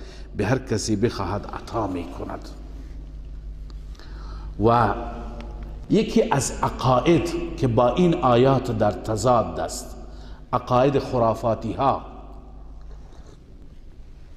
اینه که اهل خرافه معتقدند اولیاء خدا و دوستان خدا بعد از این که میمیرند و از این جهان سفر میکنند، معتقدند که ارواحشون میره به عالم بالا و از اونجا مناطق مخصوص به اونها سپرده میشه.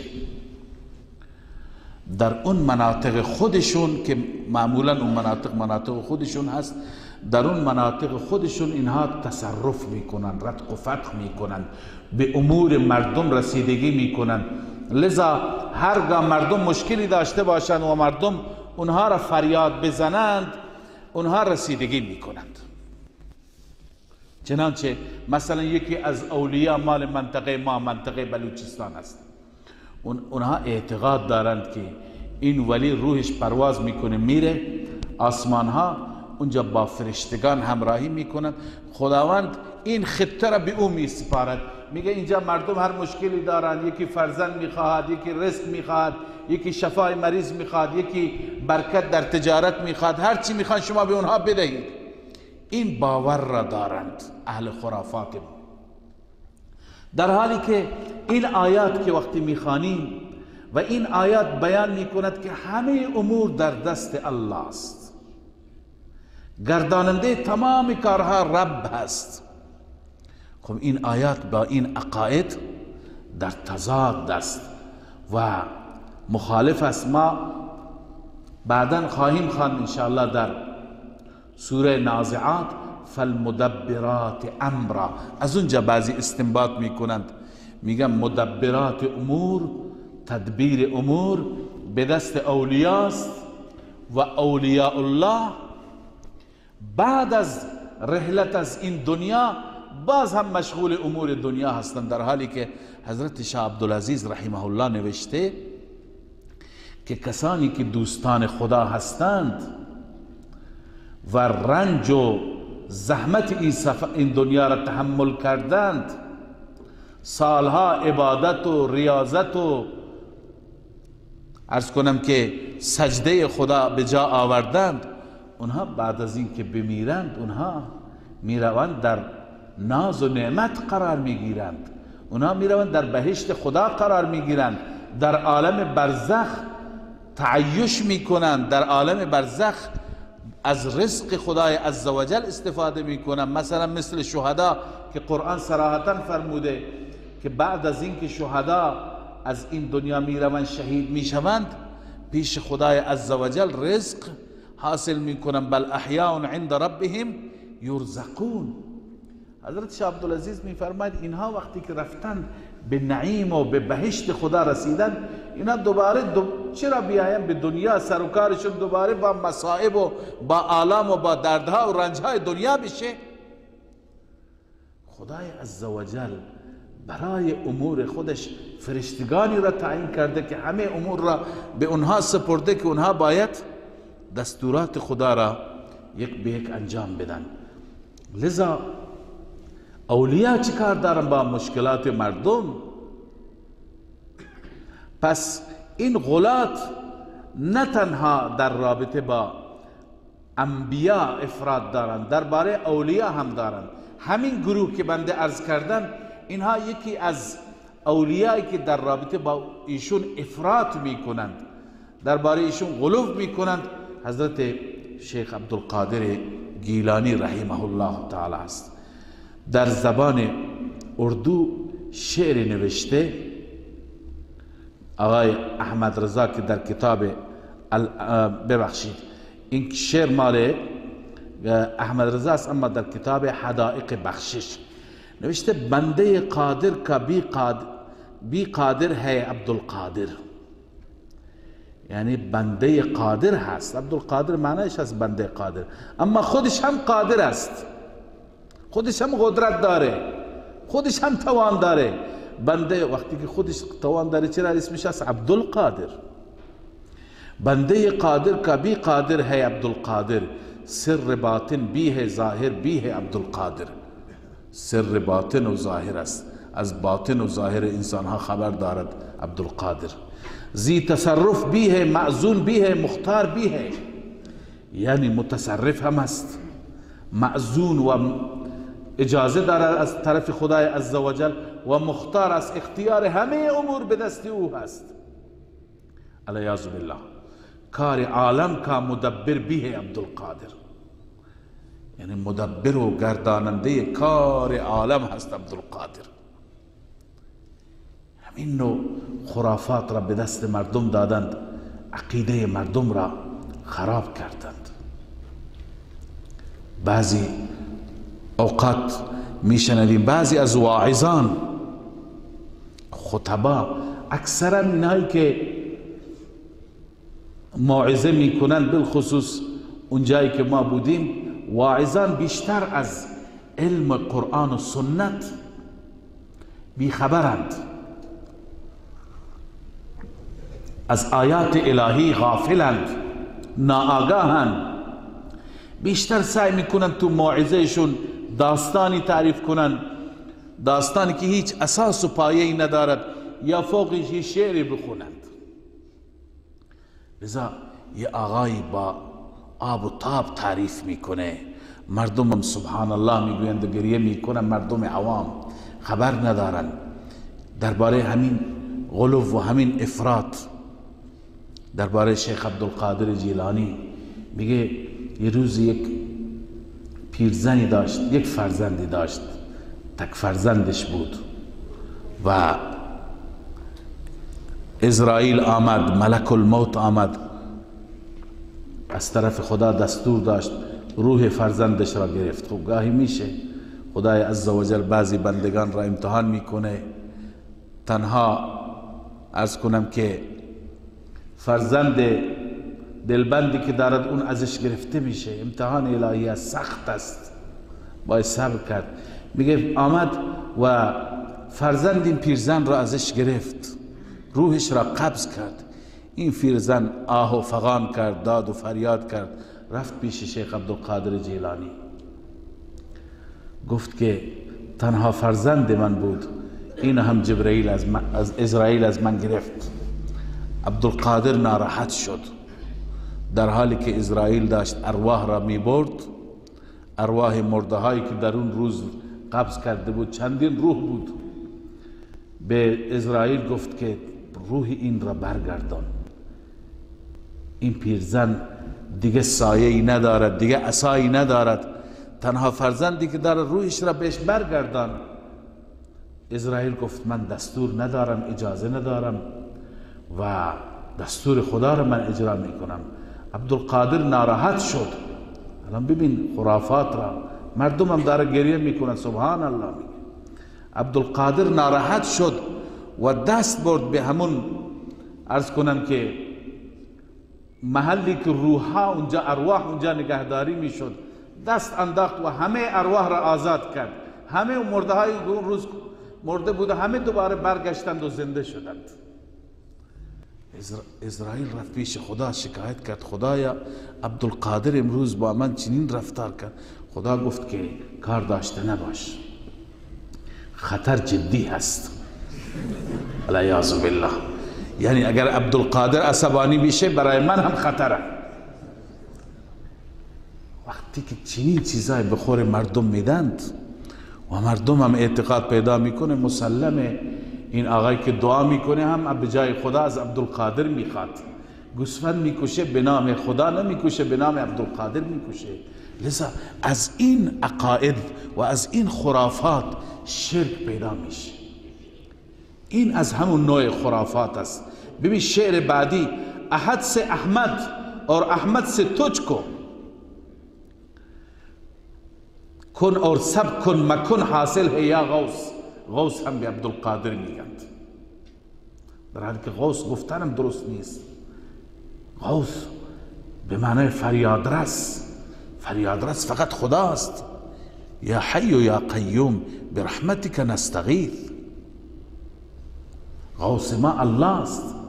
لذا میگه از احد یعنی از خدا به احمد رسیده، هر چی رسیده یعنی به رسول الله، و از رسول الله به تو رسیده. احد سے احمد اور احمد سے تجھ کو، از احد به احمد رسید و از احمد به تو رسید. چی رسید؟ کن اور سب کن مکن، یعنی همه تصرفات عالم حاصل ہے یا غوث، برای تو حاصل است ای غوث، من هر مشکلم را از تو میخواهم. لذا این نوع عقاید، این نوع خرافات در رابطه با اولیاء خدا، دوستان خدا، در حالی که شیخ عبدالقادر جیلانی کتابهایی که نوشتن در صفحات آینده این مقدمه می آید که خود ایشون چه اندازه موحد بودند، چه اندازه با خرافاتی ها مخالف بودند، ولی متاسفانه بعداً شیطان وقتی میخواد از این بزرگان تلافی بکند، ضربه خورده این چیزها رو به خور مردم میده. لذا معتقد است که خالق کل خدای تعالی شما را قرار داد، چنانچه در سلطنت مصطفی میگوید خالق کل شما را مالک کل ساخت، هر دو جهان در اختیار شماست، هر شخصی هر چی بخواهد از عطای پروردگار به او عطا می کند، هر شخصی را از هر چیزی که بخواهد محروم می کند، محروم می کند. برای هر شخصی که هر چی بخواهد حلال می فرماید، برای هر چی بخواهد حرام می فرماید. منظور این است که شاهنشاه هر دو جهان و مالک و مولای هر دو جهان است درباره رسول الله، در حالی که رسول الله صلی الله علیه و سلم عسل را در سوره تحریم هست، عسل را بر خود حرام می کند. الله عز وجل می فرماید یا ایها النبی لما تحرم ما احل الله، ای پیامبر اون چی که خدا حلال قرار داده چرا حرام می کنی؟ پیامبر اجازه ندارد حلال خدا را حرام بکند، حتی برای خودش. چطور برای امت اینطوری که این آقا میگه هر چی را پیغمبر بخواد حلال میکند، هر چی را پیغمبر بخواد حرام میکند، هر چی را پیغمبر بخواد به هر کسی میدهد. بهترین یاران رسول الله صلی الله علیه و سلم در جنگ ها، در معرکه ها شهید میشوند. رسول اکرم صلی الله علیه و سلم رضای خدا در همین است. رسول الله نمیتواند اونها را از اون مصیبت نجات بده. لذا وقتی که ما آیات قرآن مجید را، سیره طیبه را، احادیث نبوی را بررسی میکنیم، میبینیم اینها همه خرافات هستند. و نه اینکه این افراط را درباره رسول الله فقط درباره قدرت، بلکه رسول الله را اینها معبود قرار دادند، مسجود قرار دادند. میگن معبود ماست، ما عبادت میکنیم آن حضرت را. چنانچه میگه هست مسجود ما محمد، سجده درگاهش عبادت ماست. سجده به درگاه رسول الله میگه عبادت برای ما، در حالی که سجده فقط برای الله باید باشد. ان المساجد لله فلا تدعو مع الله احدا. اینا آیات قرآن هستن و این شعر است، جایگاه شعری که یه انسانی درست کرده و جایگاه آیات قرآنی که از طرف رب نازل شده. و یک شعر دیگر که هم به زبان اردو هست میگه تملیک ملیک سے مالک عالم کہا پھر تجھ کو کیا. خطاب میکند اهل توحید را، میگه به تو چه؟ تملیک ملیک سے مالک عالم کہا، یعنی خدای عزوجل به ایشون تملیک داد، همه چیز را در اختیار پیغمبر گذاشت و پیغمبر را مالک تمام عالم قرار داد. به تو چه که تو مخالفت میکنی؟ به اهل توحید میگه. بعد میگه دل تا ساجد نجدیا پر تجھ کو کیا، یعنی دل او را سجده میکند، دلم میخواد که پیغمبر را سجده بکنم. ای نجدی، ای وهابی، به تو چه؟ لذا منظور اینه که خداوند، این شاعر میگه خداوند او را مسجود من قرار داده، خداوند او را مالک عالم قرار داده، دل من هم میگه اون سجده بکنم. به تو چه ربطی داره؟ العیاذ بالله. ولی آیات قرآن را میخوای چیکار بکنی؟ پس عزیزان اینو میخواستم عرض کنم خدمت شما که مشرکین شرک میکردند، اما نه تا این اندازه که اهل خرافات امروز دارند، تا این اندازه اغراق، تا این اندازه افراط. اونها خدایان خودشون را میگفتند. ما میخوانیم در سوره های حوامیم انشاءالله که اونها میگفتند خدایان ما فقط سفارش ما میکنند، خدایان ما در مقابل خدا قدرتی ندارند، جایگاهی ندارند. بعضی از موهبت ها را خداوند به اینها بخشیده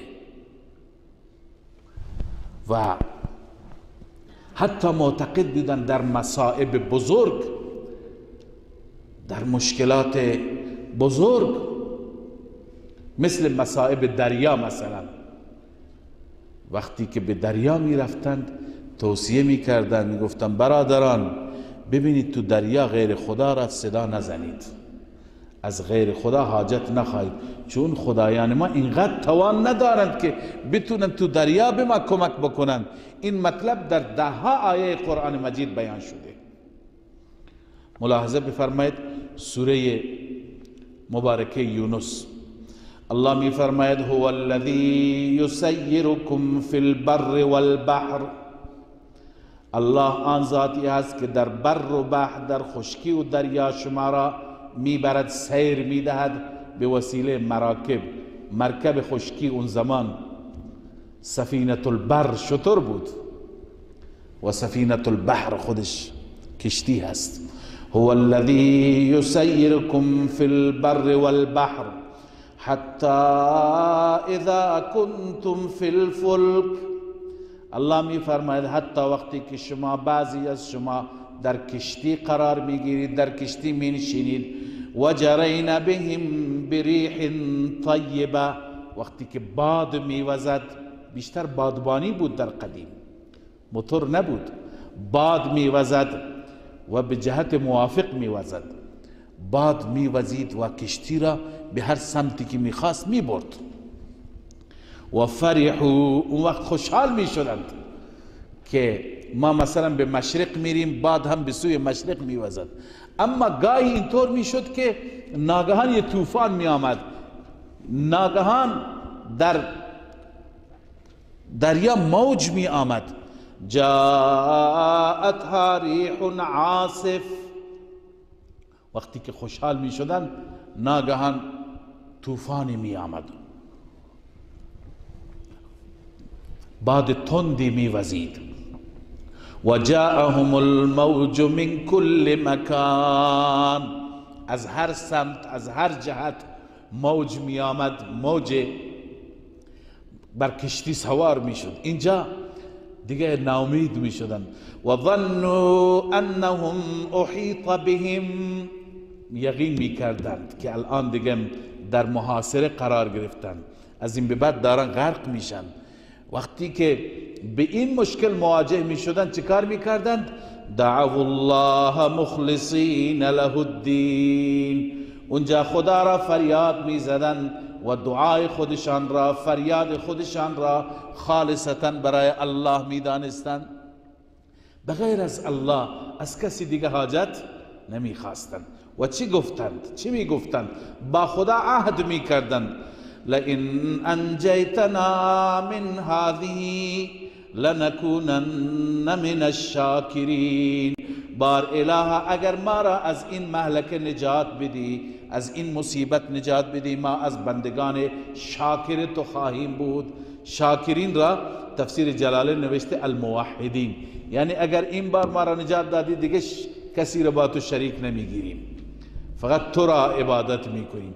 اما فلما انجاهم اذا هم یبغون فی الارض بغیر الحق، وقتی که خدا نجاتشون میداد دوباره میپرداختن به شرک. یبغون فی الارض بغیر الحق ای الشرک، جلالین بازم گفتن. پس این آیه همونطوری که هم جلالین میگه هم آلوسی میگه، این آیه دلالت میکنه بر اینکه مشرکان وقتی که سوار کشتی می شدن تو دریا قرار می گرفتند، در گرداب می افتادند، اونجا به غیر از خدا از کسی دیگه حاجت نمی خواستند، فقط خدا را فریاد می زدند. مخلصین له الدین. علامه ابن جریر در تفسیر خودش نوشته، در تفسیر طبری، که اونها وقتی که به مشکل برخورد میکردن میگفتن حیا شرا حیا، حیا شرا حیا. این ورد اونها بود. حیا شرا حیا به معنای یا حی و یا قیوم. حیا شرا حیا یعنی چه؟ یعنی یا حی و یا قیوم. این در سوره یونس بود. در سوره لقمان خدای عزوجل می فرماید و اذا غشیهم موج کالظلل. هرگاه مشرکین را موج تحت پوشش قرار میداد، موجی که مثل ابر بود، دعوا الله مخلصین له الدین، فقط و فقط خدا را می خواندند، بغیر از خدا از کسی دیگه حاجت نمی طلبیدند. داستان حضرت عکرمه را خواندید، شنیدید، در صحیح بخاری هم است، در کتاب‌های حدیث هست که عکرمه فرزند ابو جهل خودش در بدر کشته شد. وقتی که مکه مکرمه فتح شد 6 سال بعد از اون، عکرمه یکی از سرداران مطرح بود. عکرمه گریخت، رفت به طرف دریا و از دریا سوار کشتی شد. در سنن نسائی این حدیث با این الفاظ آمده: و اما عکرمه فرکب البحر. عکرمه سوار کشتی شد. فاصابتهم عاصف. طوفانی در دریا آمد. فقال اصحاب السفینه اخلصوا. اصحاب سفینه، ملاحان و ناخدایان گفتند اخلصوا، اینجا خالصتا خدا را بخوانید، مواظب باشی غیر از خدا بتها را، آلهه را نخوانید، چون اینجا کاری اونها نیست، اینجا خدای بزرگ را بخوانید. اخلصوا یعنی در دعای خودتون اخلاص داشته باشید. اخلاص یعنی فقط خدا، فقط خدا را بخوانید. فإن آلهتكم لا تغني عنكم شيئا ها هنا. معبودان شما، آلهه شما اینجا کاری نمیتونن برای شما انجام بدن. عکرمه تعجب کرد، گفت که پس اینطوره؟ فقال عکرمه والله لئن لم ينجني من البحر الا الاخلاص لا ينجني في البر غيره. سوگند به ذات خدای عزوجل که اگر بغیر از اخلاص در دریا مرا کسی نجات نمیده. اخلاص یعنی فقط خدا را خواندن. پس در بر و در خشکی هم بغیر از خدا و بغیر از توحید دیگه هیچ منجی برای من نخواهد بود. پس وقتی که خدایان که ما این همه زجر و سختی ها تحمل کردیم به خاطر همین خدایان، اینجا تو دریا نمیتونن برای ما کاری بکنن، اونجا تو خشکی هم نمیتونن. بس از اینجا عکرمه دریافت و با خودش عهد کرد، با خدای خودش عهد کرد، نذر کرد. چی گفت؟ گفت اللهم ان لك علی عهدا، بار الها من با تو این پیمان را میبندم که ان انت عافیتنی مما انا فیه، که اگر مرا از این مهلکه نجات دادی، به عافیت و سلامتی از اینجا نجات پیدا کردم، ان آتی محمدا، من پیش محمد میام، حتی ازع یدی فی یده، دستم را در دستش میگذارم، با او بیعت میکنم که او همینه میگفت. او میگفت این خدایان نمیتونن کاری بکنن، واقعا این خدایان اینجا نمیتونن کاری بکنند. فلا اجدنه عفوا کریما، من حتما محمد را عفو و کریم میابم. لذا خدا نجاتش داد. خدا که نجاتش داد فجاء فاسلم، آمد محضر رسول الله مسلمان شد. عکرمه دریافت که بغیر از الله کسی نمیتونه مشکل منو حل کنه. لذا این عقیده بود، این دیدگاه بود، دیدگاه مشرکین بود که در دریا کار خدایان ما نیست. اذا رکبوا فی الفلک دعوا الله مخلصین له الدین. وقتی که در کشتی سوار می شدند فقط خدا را می خواندند. الله عز وجل هم در سوره انعام این گونه تعبیر می فرماید و سوال می کند: قل من ینجیکم من ظلمات البر والبحر. بپرس از اونها، سوال کن، به آنان بگو چه کسی شما را نجات میده از تاریکی های خشکی و دریا. تدعونه تضرعا و خفیا، در حالی که او را میخوانید با تضرع و آهسته آهسته. شما اونجا چی میگید؟ لئن انجانا من هذه لنکونن من الشاکرین. بار الها اگر از این مهلکه ما را نجات دادی ما از بندگان سپاسگزار خواهیم بود. بعد از این دیگه کفران نعمتت نمی کنیم، با تو شریک نمی گیریم. یاد شما هست ای مشرکان؟ مشرکین همین طور بودند.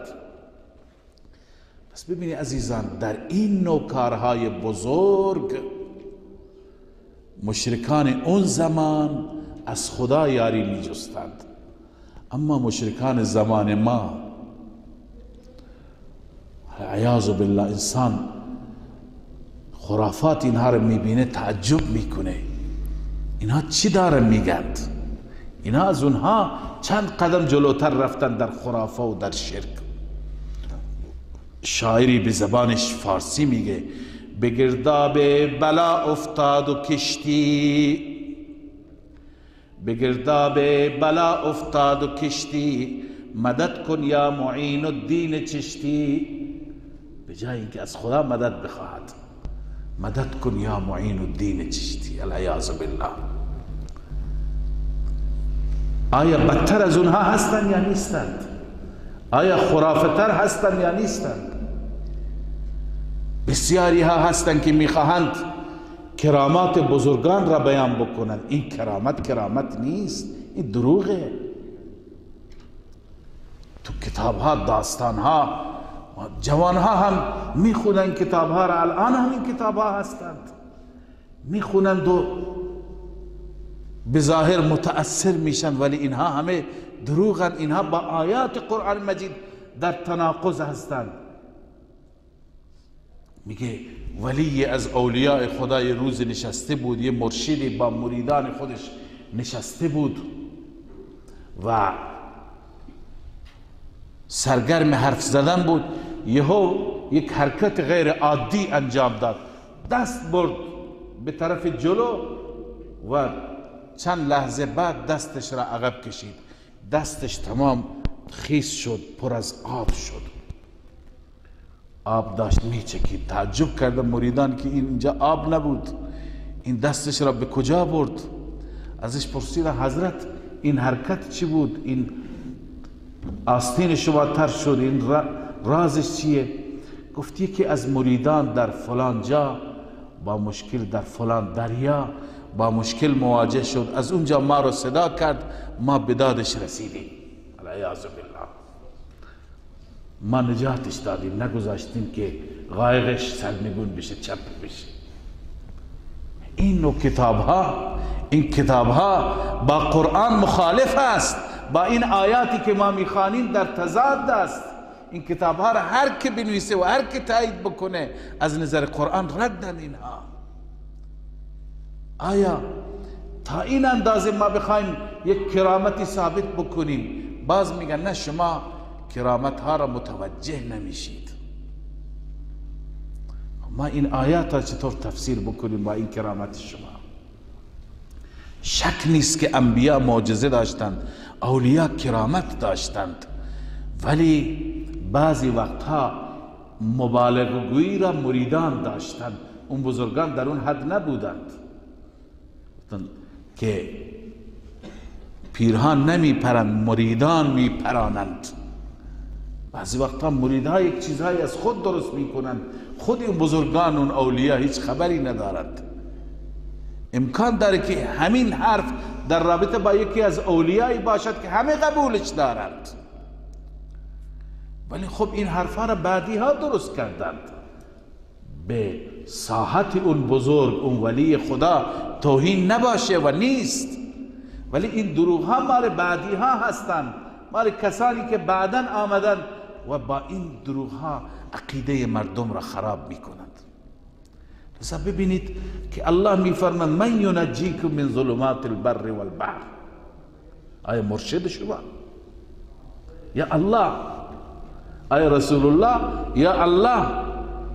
همین مسئله باعث شده که اکرمه مسلمان بشه، اکرمه توحید را بفهمد، ولی این داستان ما، این افسانه ما باعث میشه که جوان ما توحید را درک نکند، عقیدهش خراب بشه با این داستان. بله، حضرت شاه ولی الله رحمه الله می فرماید والمشركون وافقوا المسلمین فی تدبیر الامور العظام. بحث توحید در تصرف و تدبیر است، نه در امور عظام، در مدیریت کارهای کلان. مشرکین با مسلمین اختلاف نداشتند، موافق بودند. و فیما ابرم و جزم، حتی معتقد بودند در همین امور کوچک، چیزی که خدا به صورت قطع اراده بکند هم کار خدایان ما نیست. مثلا خداوند عزوجل فیصله کرده، در تقدیر نوشته که به زید اولاد نده، دیگه کار خدایان ما نیست که به این زید اولاد بدند، خدا فیصله قطعی کرده. اونا این اعتقاد را حتی داشتن که وقتی خدا بخواهد این چیزی بشه، خدایان ما نمیتونه خلافی اون را بکنند. و فیما ابرم و جزم ولم یترک لغیره خیر، برای غیرش هیچ خیری نمیگذاشت. به هر حال ما خواندیم که قل من بیده ملکوت کل شیء و هو یجیر ولا یجار علیه. اما ببینید که اون چیزی که این خرافاتی اعتقاد دارد، اهل بدعت باور دارند، چه اندازه با همین آیه در تضاد است، در تناقض است. خدای عزوجل در این سوره مومنون میفرماد قل من بیده ملکوت کل شیء و هو یجیر ولا یجار علیه. خدا هر کس را پناه میده، اما هیچ کسی از عذاب خدا نمیتواند در پناه کسی در بیاد. اما شاعری غالی افراطگر در مدح رسول الله شعری می سراید، میگه خدا جسکو پکڑے چڑال محمد. خدا هر کسی را اگر مؤاخذه بکند، گرفتار بکند، محمد میتونه نجاتش بده. خدا جسکو پکڑے چڑال محمد، محمد جو پکڑے چھڑا کوئی نہیں سکتا. اما محمد اگر کسی را مؤاخذه بکنن هیچ کسی نمیتونه نجاتش بده، حتی خدا علیاذ بالله.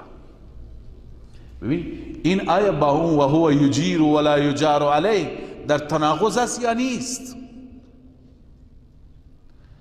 کسی را که خدا بگیرد هیچ کسی نمیتونه او را نجات بده. و این وقتی که مردم، عوام مردم گرفتار خرافات بشند، همه هستند در عرض کنم همه مذاهب، چه شیعه باشه چه سنی باشه، متاسفانه گاهی وقتی که از قرآن فاصله داشته باشه، این حالت اهل سنت است. اینا سنی اند. بسیاری از کسانی که دوچار این خرافات شدن از شیعه هم، حتی علمایشون میگن ما قبول نداریم اینها را. مثلا شعری در مدح سیدنا علی رضی الله تعالی عنه می سراید و در اول شعر علی را تعریف میکنند، آخر شعر میگه کمک ز غیر تو ننگ است یا علی مددی. یعنی به غیر از علی کمک گرفتن ننگی. معنیش اینه که از خدا نمیشه کمک گرفت، از علی میشه گرفت. همون چیزی که این میگه درباره محمد و درباره علی میگه. اینها را علمایی که نسبت به قرآن اطلاعات دارند، آیات قرآن را میدانند، این علما قبول ندارند. بنابراین ببین همین افراد میگه با خدا دیوانه باش و با مصطفی هوشیار باش. با خدا دیوانه باش، اونجا هر چی میگه بگو، اما وقتی که به مصطفی میرسی اونجا ببین که دست پا خطا نکنی.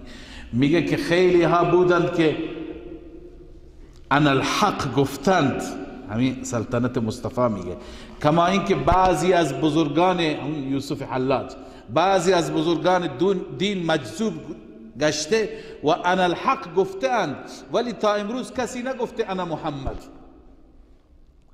یعنی ببین معنیش اینه که بعضی ها حتی این گنجایش هست انا الحق بگه، اما انا محمد کسی حق نداره. علیه بالله جایگاهی که برای رسول الله قائل هست، این جایگاه از جایگاه خدایی هم بالاتر. با خدا دیوانه باش و با مصطفی هوشیار باش. بس عزیزان اینها هستن خرافه، اینها هستن یاوه‌گویی هایی که با آیات قرآن مجید در تناقض، در تضاد است و حتی تا این حد مخاطبان اولین قرآن، جاهلان قریش، مشرکین مکه، تا این اندازه افراط و زیاده روی نمی کردند که بعضی ها امروز می کنند.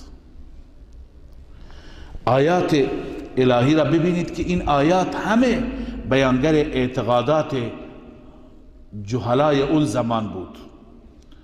اونها معتقد بودند که اگر خداوند کسی را به عذاب دنیوی گرفتار بکند، معبودان اونها نمیتونند کاری بکنند. این آقا میگه کسی را که خدا مؤاخذه بکنه محمد نجاتش میده، اون میگه کسی را که خدا مؤاخذه بکنه معبودان ما کاری از دستشون بر نمی آید. الله می فرماید قل ارائیتکم ان اتاکم عذاب الله. ای محمد صلی الله علیه و سلم به اینها بگو، ارائیتکم به من خبر بدهید، ان اتاکم عذاب الله، اگر عذاب الهی برای شما بیاد، در دنیا مصیبتی براتون بیاد، عذابی بیاد، او اتتکم الساعه، یا قیامت بیاد فرا برسه، اغیر الله تدعون، آیا غیر از خدا را شما میخوانید؟ مسلم بود غیر از خدا را نمیخواندند. اغیر الله تدعون ان کنتم صادقین، اگر راست میگویید واقعا معبودان شما کاری میتونن بکنند، اون وقت معبودان را میخوانید، غیر خدا را میخوانید؟ بل ایاه تدعون، بلکه فقط و فقط اون وقت شما خدا را میخوانید، فقط خدا را فریاد میزنید. پس اونها هم اینطور بودند، فقط خدا را میخواندند. وقتی که به عذاب الهی گرفتار میشدند، به مشکل و مصیبت دنیوی گرفتار میشدند، فیکشف ما تدعون، اون وقت خداوند مشکل شما را انشاء اگر بخواهد دور میکند، کار کسی دیگه نیست. حافظ ابن کثیر، علامه ابن کثیر رحمه الله تعالی بر این آیه نوشته ای لا تدعون غیره، غیر از خدا شما کسی را نمیخوانید، لعلمکم انه لا یقدر احد على رفع ذلك سواه، چون شما میدانید که برای رفع این مصیبت، برای حل این مشکل به غیر از خدا کسی قادر نیست، کسی توانایی ندارد. یعنی شما مشرکین این باور را دارید، واقعا اونها این باور را داشتند. قرآن در حکایت میکنه عالم الغیب، ذاتی که از ظاهر و باطن اونها خبر داره میگه قل أرأيتم إن أخذ الله سمعكم وأبصاركم، به اینان بگو اگر خدای عزوجل سمع شما را، شنوایی شما را بگیرد، و ابصارکم بینایی شما را بگیرد، و ختم علی قلوبکم و بر دلهای شما مهر بزند، فهم را درک را از شما بگیرد. من اله غیر الله، چه خدایی غیر از خدا میتواند یأتیکم بهی، دوباره اینها را برای شما بیارد؟ کسی غیر از خدا قادر هست؟ هرگز نه. به کدوم سمت داری میرید؟ اونها هم باور داشتند، اونها هم یقین داشتند به غیر از خدا کار کسی دیگه نیست. شما یعنی میدانید این چیز را. قبلا هم خواندیم که امور بزرگ، شب، روز، رزق، روزی، همه را اونها معتقد بودن که فقط خدای عز و جل است. امن هذا الذی یرزقکم ان امسک رزقه، اگر خدا رزق را از شما باز بدارد، به شما رزق نده، امن هذا الذی یرزقکم، کدوم ذات میتونه به شما رزق بده؟ اونا تسلیم داشتن.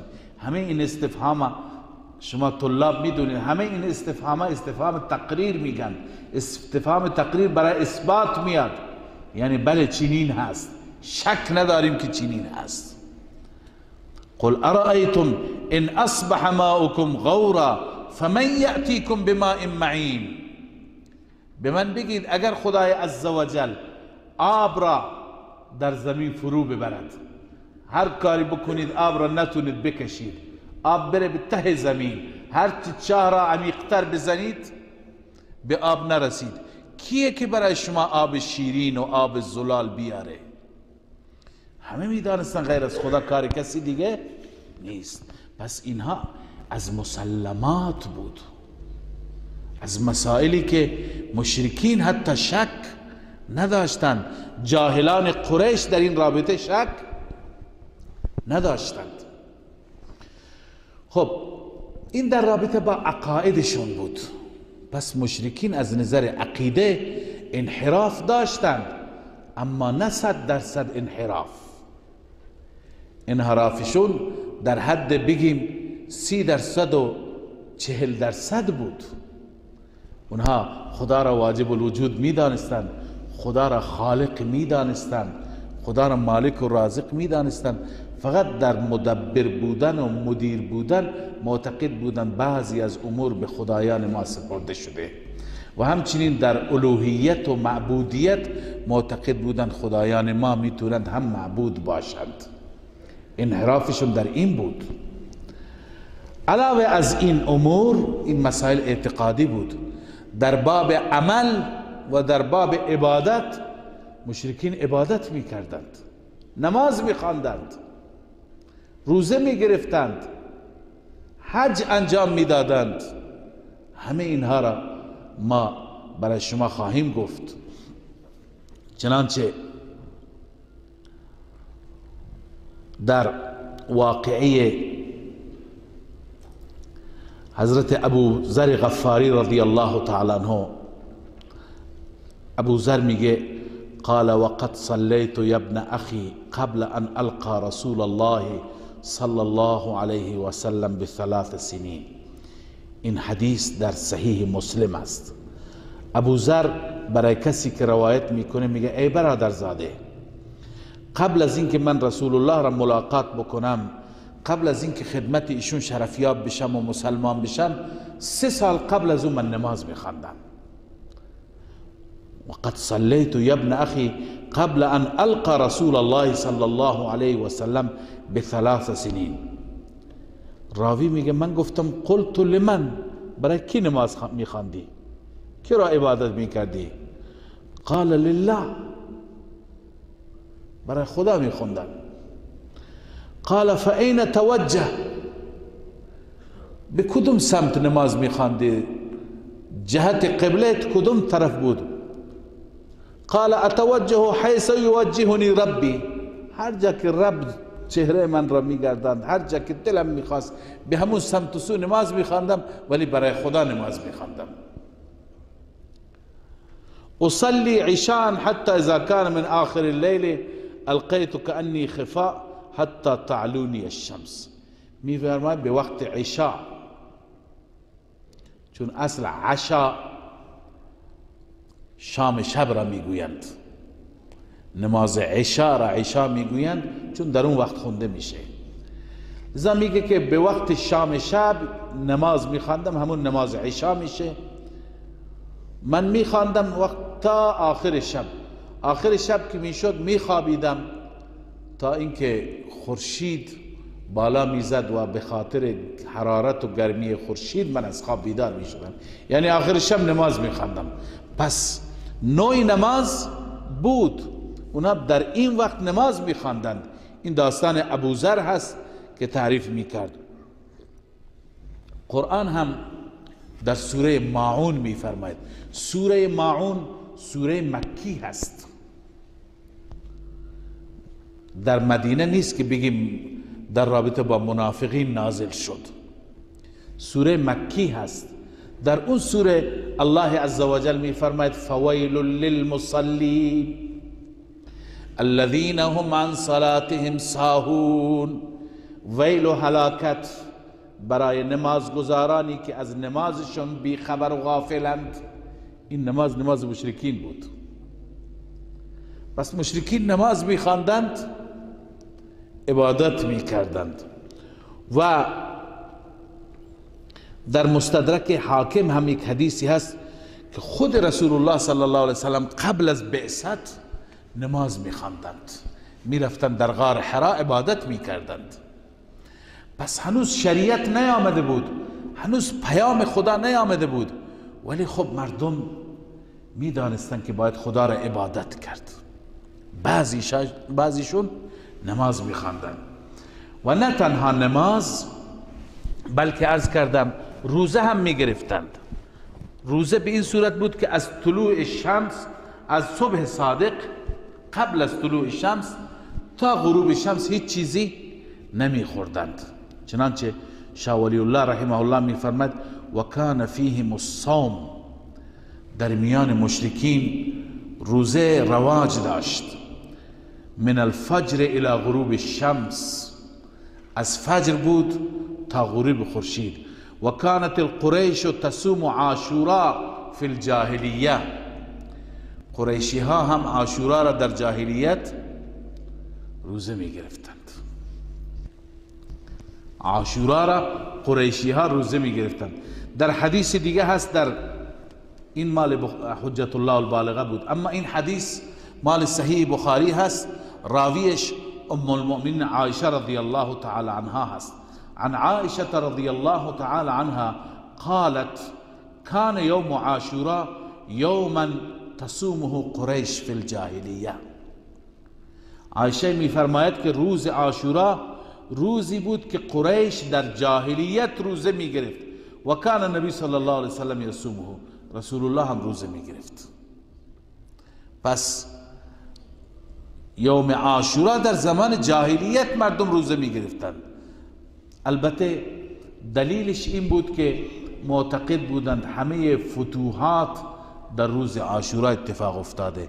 در همین روز خداوند فرعون را غرق کرد، موسی را نجات داد و اتفاقات دیگر از آدم گرفته تا آخر. بعد می فرماید عمدة القاری که شرح بخاری هست لانه لم يعبد احد غیر الله بالصوم،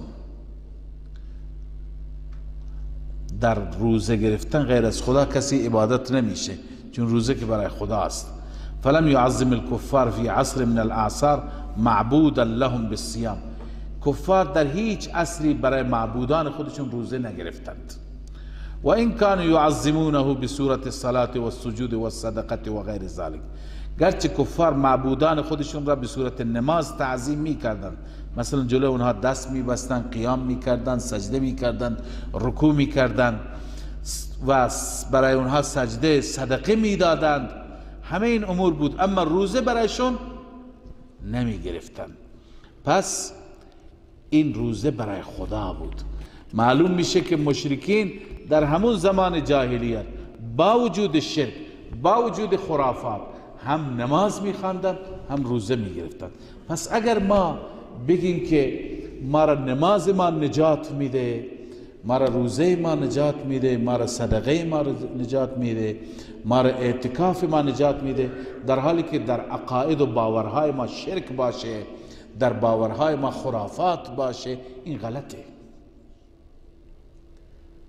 بلکه اون چیزی که میتونه انسان را نجات بده توحید است، خدا را یگانه دانستن هست، یکتاپرستی هست. حتی مشرکین در زمان جاهلیت اعتکاف هم می نشستند در خانه کعبه و نذر هم می کردند، نذر برای قربانی، نذر برای صدقه خیرات. چنانچه شاه ولی الله می فرمد و کان الجوار فی المسجد، یعنی اعتکاف اونها در مسجد الحرام بود، در کنار کعبة الله بود. حدیثی هست که مشکات این حدیث را ذکر کرده، به صورت متفق علیه گفته، هم در بخاری هست هم در مسلم. عن ابن عمر رضی الله عنهما ان عمر سأل النبي صلی الله علیه وسلم. از ابن عمر هست که حضرت عمر رضی الله عنه از رسول الله پرسید، قال كنت نذرت في الجاهلیت اعتکف لیلا في المسجد الحرام. یا رسول الله، من در زمان جاهلیت بر خود نذر کردم که یک شب در مسجد الحرام اعتکاف بشینم. قال فاوف بنذرک. رسول الله دستور داد که نذرت را انجام بده، به نذرت وفا کن. پس نذر در زمان جاهلیت بوده، اونم نذر اعتکاف. پس همه این طاعات و عبادت که اینها در واقع از انبیاء گذشته، به ویژه از ابراهیم صلوات الله علیه و سلامه به جا مونده بود، اینها انجام میدادند.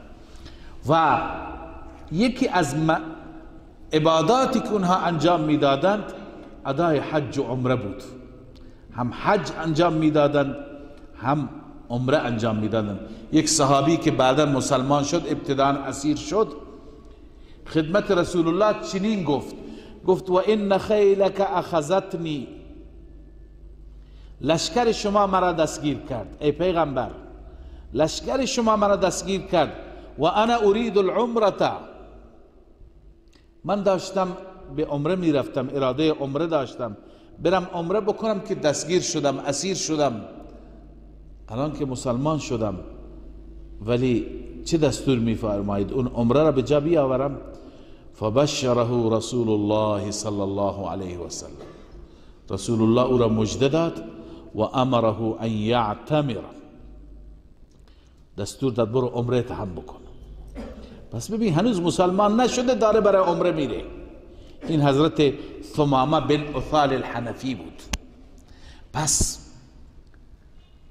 در زمان جاهلیت حج بود، عمره بود. حضرت شاه ولی الله میفرماید و اما حج بیت الله و تعظیم شعائره والاشهر الحرام فامره ازهر من ان یخفا. در ماهای حرام حج بیت الله و تعظیم ماهای حرام و شعائر الله، این بر کسی پوشیده نیست. مشرکین انجام میدادند، اونها پایبند بودند، معتقد بودند.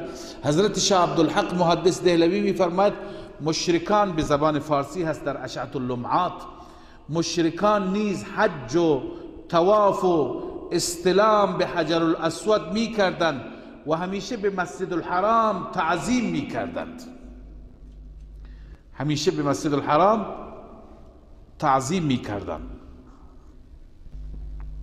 عبارت طولانی از علامه عبدالکریم شهرستانی داریم که ایشون هم می فرماید که كان المشركون وكانوا يحجون البيت ويعتمرون ويحرمون ويطوفون بالبيت سبعا ويمسحون بالحجر.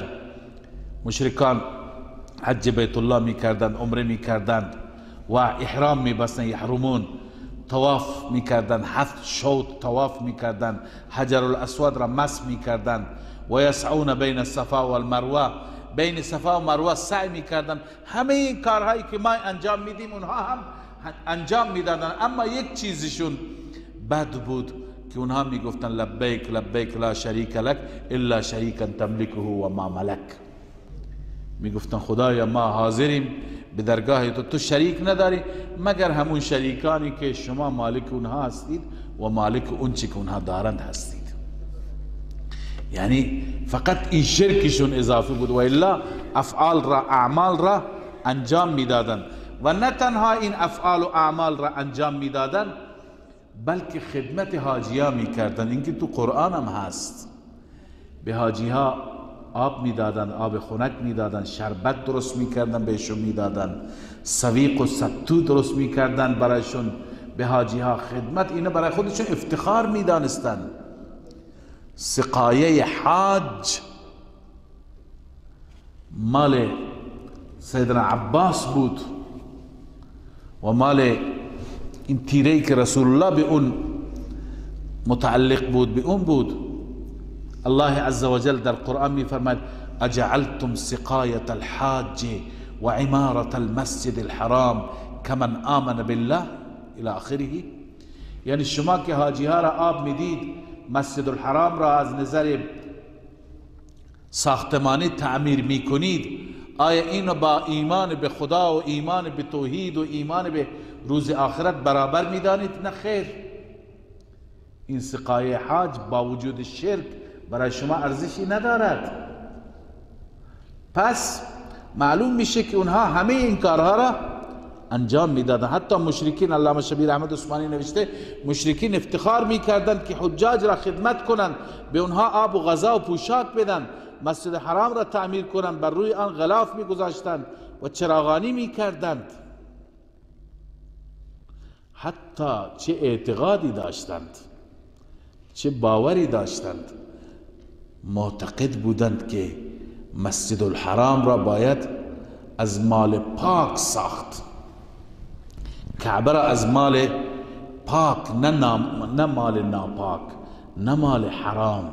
ببین چه اندازه اونها اعتقاد داشتند. چنانچه علامه بدرالدین عینی می فرماید ان وهب بن عابد قال لقریش، وهب بن عابد به قریشی ها گفت لا تدخلوا فیه من کسبکم الا طیبا، در خانه کعبه همون کسب پاک و کسب طیبتان را استفاده بکنید. ولا تدخلوا فیه مهر باغی ولا بیع ربا، چون یکی از عادات این بود که اونها علیاذ بالله کنیزک هایی که داشتند، این کنیزک ها را به اجاره میدادند، بلا تشبیه برای زنا، برای فحاشی پول دریافت میکردند. میگفت از این پول برای خانه خدا استفاده نکنید. یعنی این کار را میکردند ولی بازم بد میدانستند و میگفتند که معامله ربوی که میکنید این معامله را اینجا استفاده نکنید.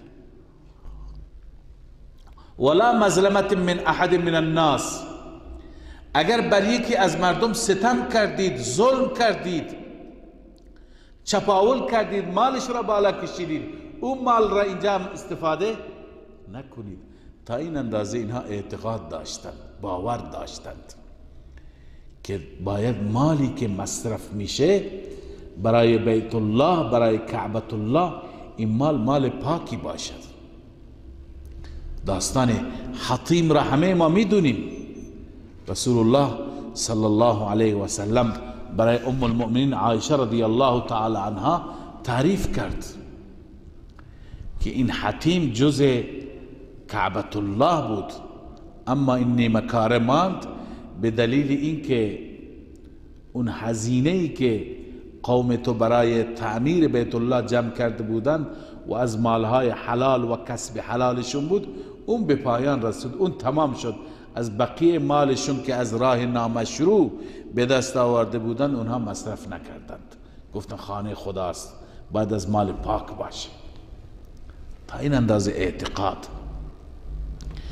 پس چنانچه الفاظ حدیث که در بخاری هست، عن عایشه قال سألت النبی صلی الله علیه وسلم عن الجدر، درباره این دیوار پرسیدم، امن البیت هو قال نعم قلت فما لهم لم يدخلوه في البيت، چرا پس این دیوار را، حطیم را منظور، در بیت الله داخل نکردن؟ قال ان قومك قصرت بهم النفقه، نفقهشون تمام شد، مال حلال و مال پاکیزهشون تمام شد. و علاوه از این مشرکین صدقه میدادند، زکات میدادند، بعضی از صفات، بعضی از اخلاقیات، بعضی از آداب معاشره که قرآن به اونها تشویق کرده، این در میان اونها بود، مثل مهمان نوازی، خدمت به مسافران، انفاق بر اهل و عیال فقیران و ایتام و بیوها، صدقه بر عموم مساکین، انفاق بر خویشاوندان و صرف مال در مصیبت زدگان، مصائب، حوادث. چون این صفات همه در واقع ارثیه انبیاء گذشته هستند. هرچه امروز شما در دنیا صفت خوبی میبینید، اخلاق خوب، رفتار خوب، گفتار خوب، پندار خوب، اینا همه در واقع تعلیمات انبیا هستند برای اهل زمین، به ارث باقی ماندند. بس مشرکین مکه هم اون زمان بعضی از این صفات را، گرچه از نظر عملی سست و ضعیف بودند، اما بعضی از این صفات را اونها دارا بودند، اونها داشتند و اونها مهمان نواز بودند. حضرت شاه ولی الله میفرماید کانت فیهم الزکات، زکات در میان اونها بود. و کان المعمول عندهم قرى الضیف، معمولاتی که نزد اونها بود، منها قرى الضیف، بعضی از اون معمولات، مثلا مهمان نوازی و ابن السبیل، با مسافر هم دردی کردن، و حمل الکل، بار بینوایی را بر دوشش گذاشتن، و صدقه علی المساکین، صدقه بر مسکین، و صلة الارحام، صله رحم، و الاعانه فی نوایب الحق، کمک کردن در مشکلات، در کارها و حوادثی که از طرف خدا میاد.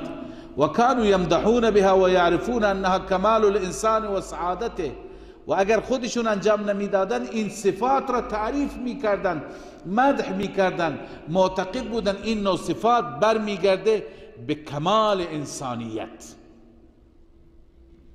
انسان وقتی که کامل بشه دارای این صفات خواهد بود. و حتی غلامها را، برده را اونها آزاد می کردند.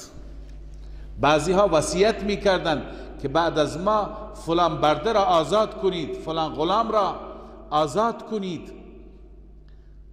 حضرت عمرو بن شعیب می فرماید عن ابیه عن جده ان العاص بن وائل اوصى ان يعتق عنه 100 رقبه. عاص بن وائل که در زمان جاهلیت مرد و پدر عمرو بن عاص هست که عمرو بن عاص از اصحاب و یاران رسول الله است، اما خود عاص در زمان جاهلیت مرد. این عاص بن وائل وصیت کرد که 100 شتر، ببخشید 100 غلام و برده آزاد کنید. فاعتق ابنه هشام 50 رقبه، 2 تا فرزند داد، هشام ابن عاص، عمرو ابن عاص. هشام که سهم او 50 تا از برده ها بود، 50 تا برده را او آزاد کرد. عمرو ابن عاص که مسلمان بود میخواست آزاد بکنه، اما بعد گفت که با رسول الله مشوره میکنم، چون پدر وصیت کرده. فاراد ابنه عمرو ان يعتق عنه 50 الباقیه. عمرو ابن عاص میخواست که 50 تای دیگه که باقی مونده هستند اینها را آزاد کنه. فقال حتى اسأل رسول الله صلی الله علیه و سلم، گفت من آزاد نمی کنم تا زمانی که از رسول الله مشوره بگیرم، از ایشون استفسار بکنم. فأتى النبي صلى الله عليه وسلم فقال يا رسول الله، به محضر رسول الله حاضر شد و گفت یا رسول الله ان ابی اوصى بعتق 100 رقبه، پدرم وصیت کرده که 100 تا برده و 100 غلام آزاد بکنم. و ان هشاما اعتق عنه 50، برادرم هشام 50 تا را آزاد کرده و بقیت علیه 50 رقبه، 50 دیگه باقی مانده. افاعتق عنه، آیا من آزاد بکنم؟ چون پدرم وصیت کرده. فقال رسول الله صلی الله علیه و سلم انه لو كان مسلما فاعتقتم عنه او تصدقتم عنه او حججتم عنه بلغه ذلك. پدر شما مسلمان نمرد، در حالت شرک مرد، مشرک مرد، لذا اگر پدر شما مسلمان بود شما برده آزاد می کردید، شما صدقه از طرف او می دادید، شما حجی برایش انجام می دادید، ثواب همه بهش می رسید. اما الان که به صورت غیر مسلمان از این دنیا رفته، مشرک مرده، شما هر کاری بکنید به او هیچ نفعی نمی رسد، چون مشرک اعمالش تا زمانی که عقیده اش، ایمانش، باورش درست نباشد اعمالش هیچ سود به او نمی بخشد. لذا فرمود فایده ای نداره شما آزاد کنید. بنابراین حضرت عمرو آزاد نکرد. منظور اینه که ببینید این کارهای خیر را، امور مستحسنه را، اخلاقیات را، عبادات را، اینا را مشرکین در میان خودشون داشتند. پس اینکه قرآن اونها را مورد نکوهش قرار میده، قرآن اونها را رد میفرماید، فقط و فقط به دلیل اون بخش از عقاید شرکیهشون هست که اونها اعتقادشون، باورشون، ایمانشون درست نبود. پس اصلش چیه؟ اعتقاد است، اصلش ایمان درست هست که انسان قبل از نماز، قبل از روزه، قبل از حج، قبل از اخلاق، قبل از آداب معاشره، انسانی که میخواهد نجات بیابد، انسانی که میخواهد در هر دو دنیا رستگار بشه، ابتداءً باید اعتقاد و ایمان و توحیدش مطابق کلام الله مجید باشه، مطابق دستور خدای عزوجل باشه. لذا اهل خرافات ما در زمان ما هر چی که بکنند، صدها شتر بکشند، گوسفند بکشند، به مردم نیکی و احسان بکنند، معروفات را انجام بدن، شب تا صبح عبادت کنند، هر سال حج برند، تا زمانی که عقایدشون درست نشه، تا زمانی که باورشون و ایمانشون مطابق دستور خدا و مطابق دستور قرآن نباشد، اینها همه اعمالشون به درد نمیخورد. ما انشاءالله وقتی که آیات زیبای کلام الله را بخوانیم، ما میخوانیم که خدای عزوجل در رابطه با چنین انسانهایی که عقیده غلط دارند، باور غلط دارند، الله تعالی چندین جا میفرماید که اعمالشون از نظر ما هیچ ارزشی نخواهد داشت. فلا نقیم لهم یوم القیامت وزنا، در روز قیامت ما اعمال اونها را روی ترازو نمیگذاریم. 100 تا شتر در یک روز کشته بودند خیلی از افرادی که در جاهلیت میکشتند، 100 تا شتر در یک روز کشته، 100 تا غلام وصیت کرده که آزاد بشه، اما چون مشرک مرده، با عقیده شرکی مرده، فجعلناه هباء منثورا، این اعمالشون به شکل غبار پراکنده که هیچ نفعی برایشون نخواهد داشت، پراکنده خواهد شد.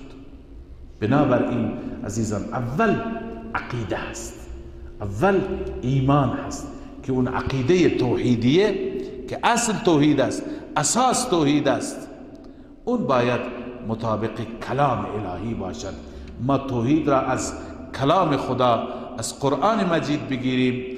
بعد از توحید نوبت میرسد به اعمال و به عبادات و به اخلاق و آداب معاشره و معاملات و حکومت و سیاست و هلم مجرا تا آخر. پس اول باید عقیده صحیح را از قرآن گرفت. و السلام علیکم و رحمت الله و برکاته.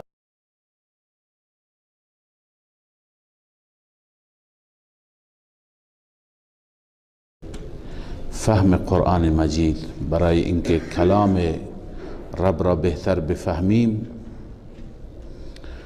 لازم هست که درباره اوضاع، احوال، عادات، رسومات مخاطبین اول قرآن مجید اطلاعات کافی و لازم داشته باشیم. و خلاصه اون چی که خواندیم این بود که مشرکین مکه خودشون را مذهبی می دانستند و به ظاهر اعتقاد داشتند به دینیات، به احکام، عقاید من درآوردی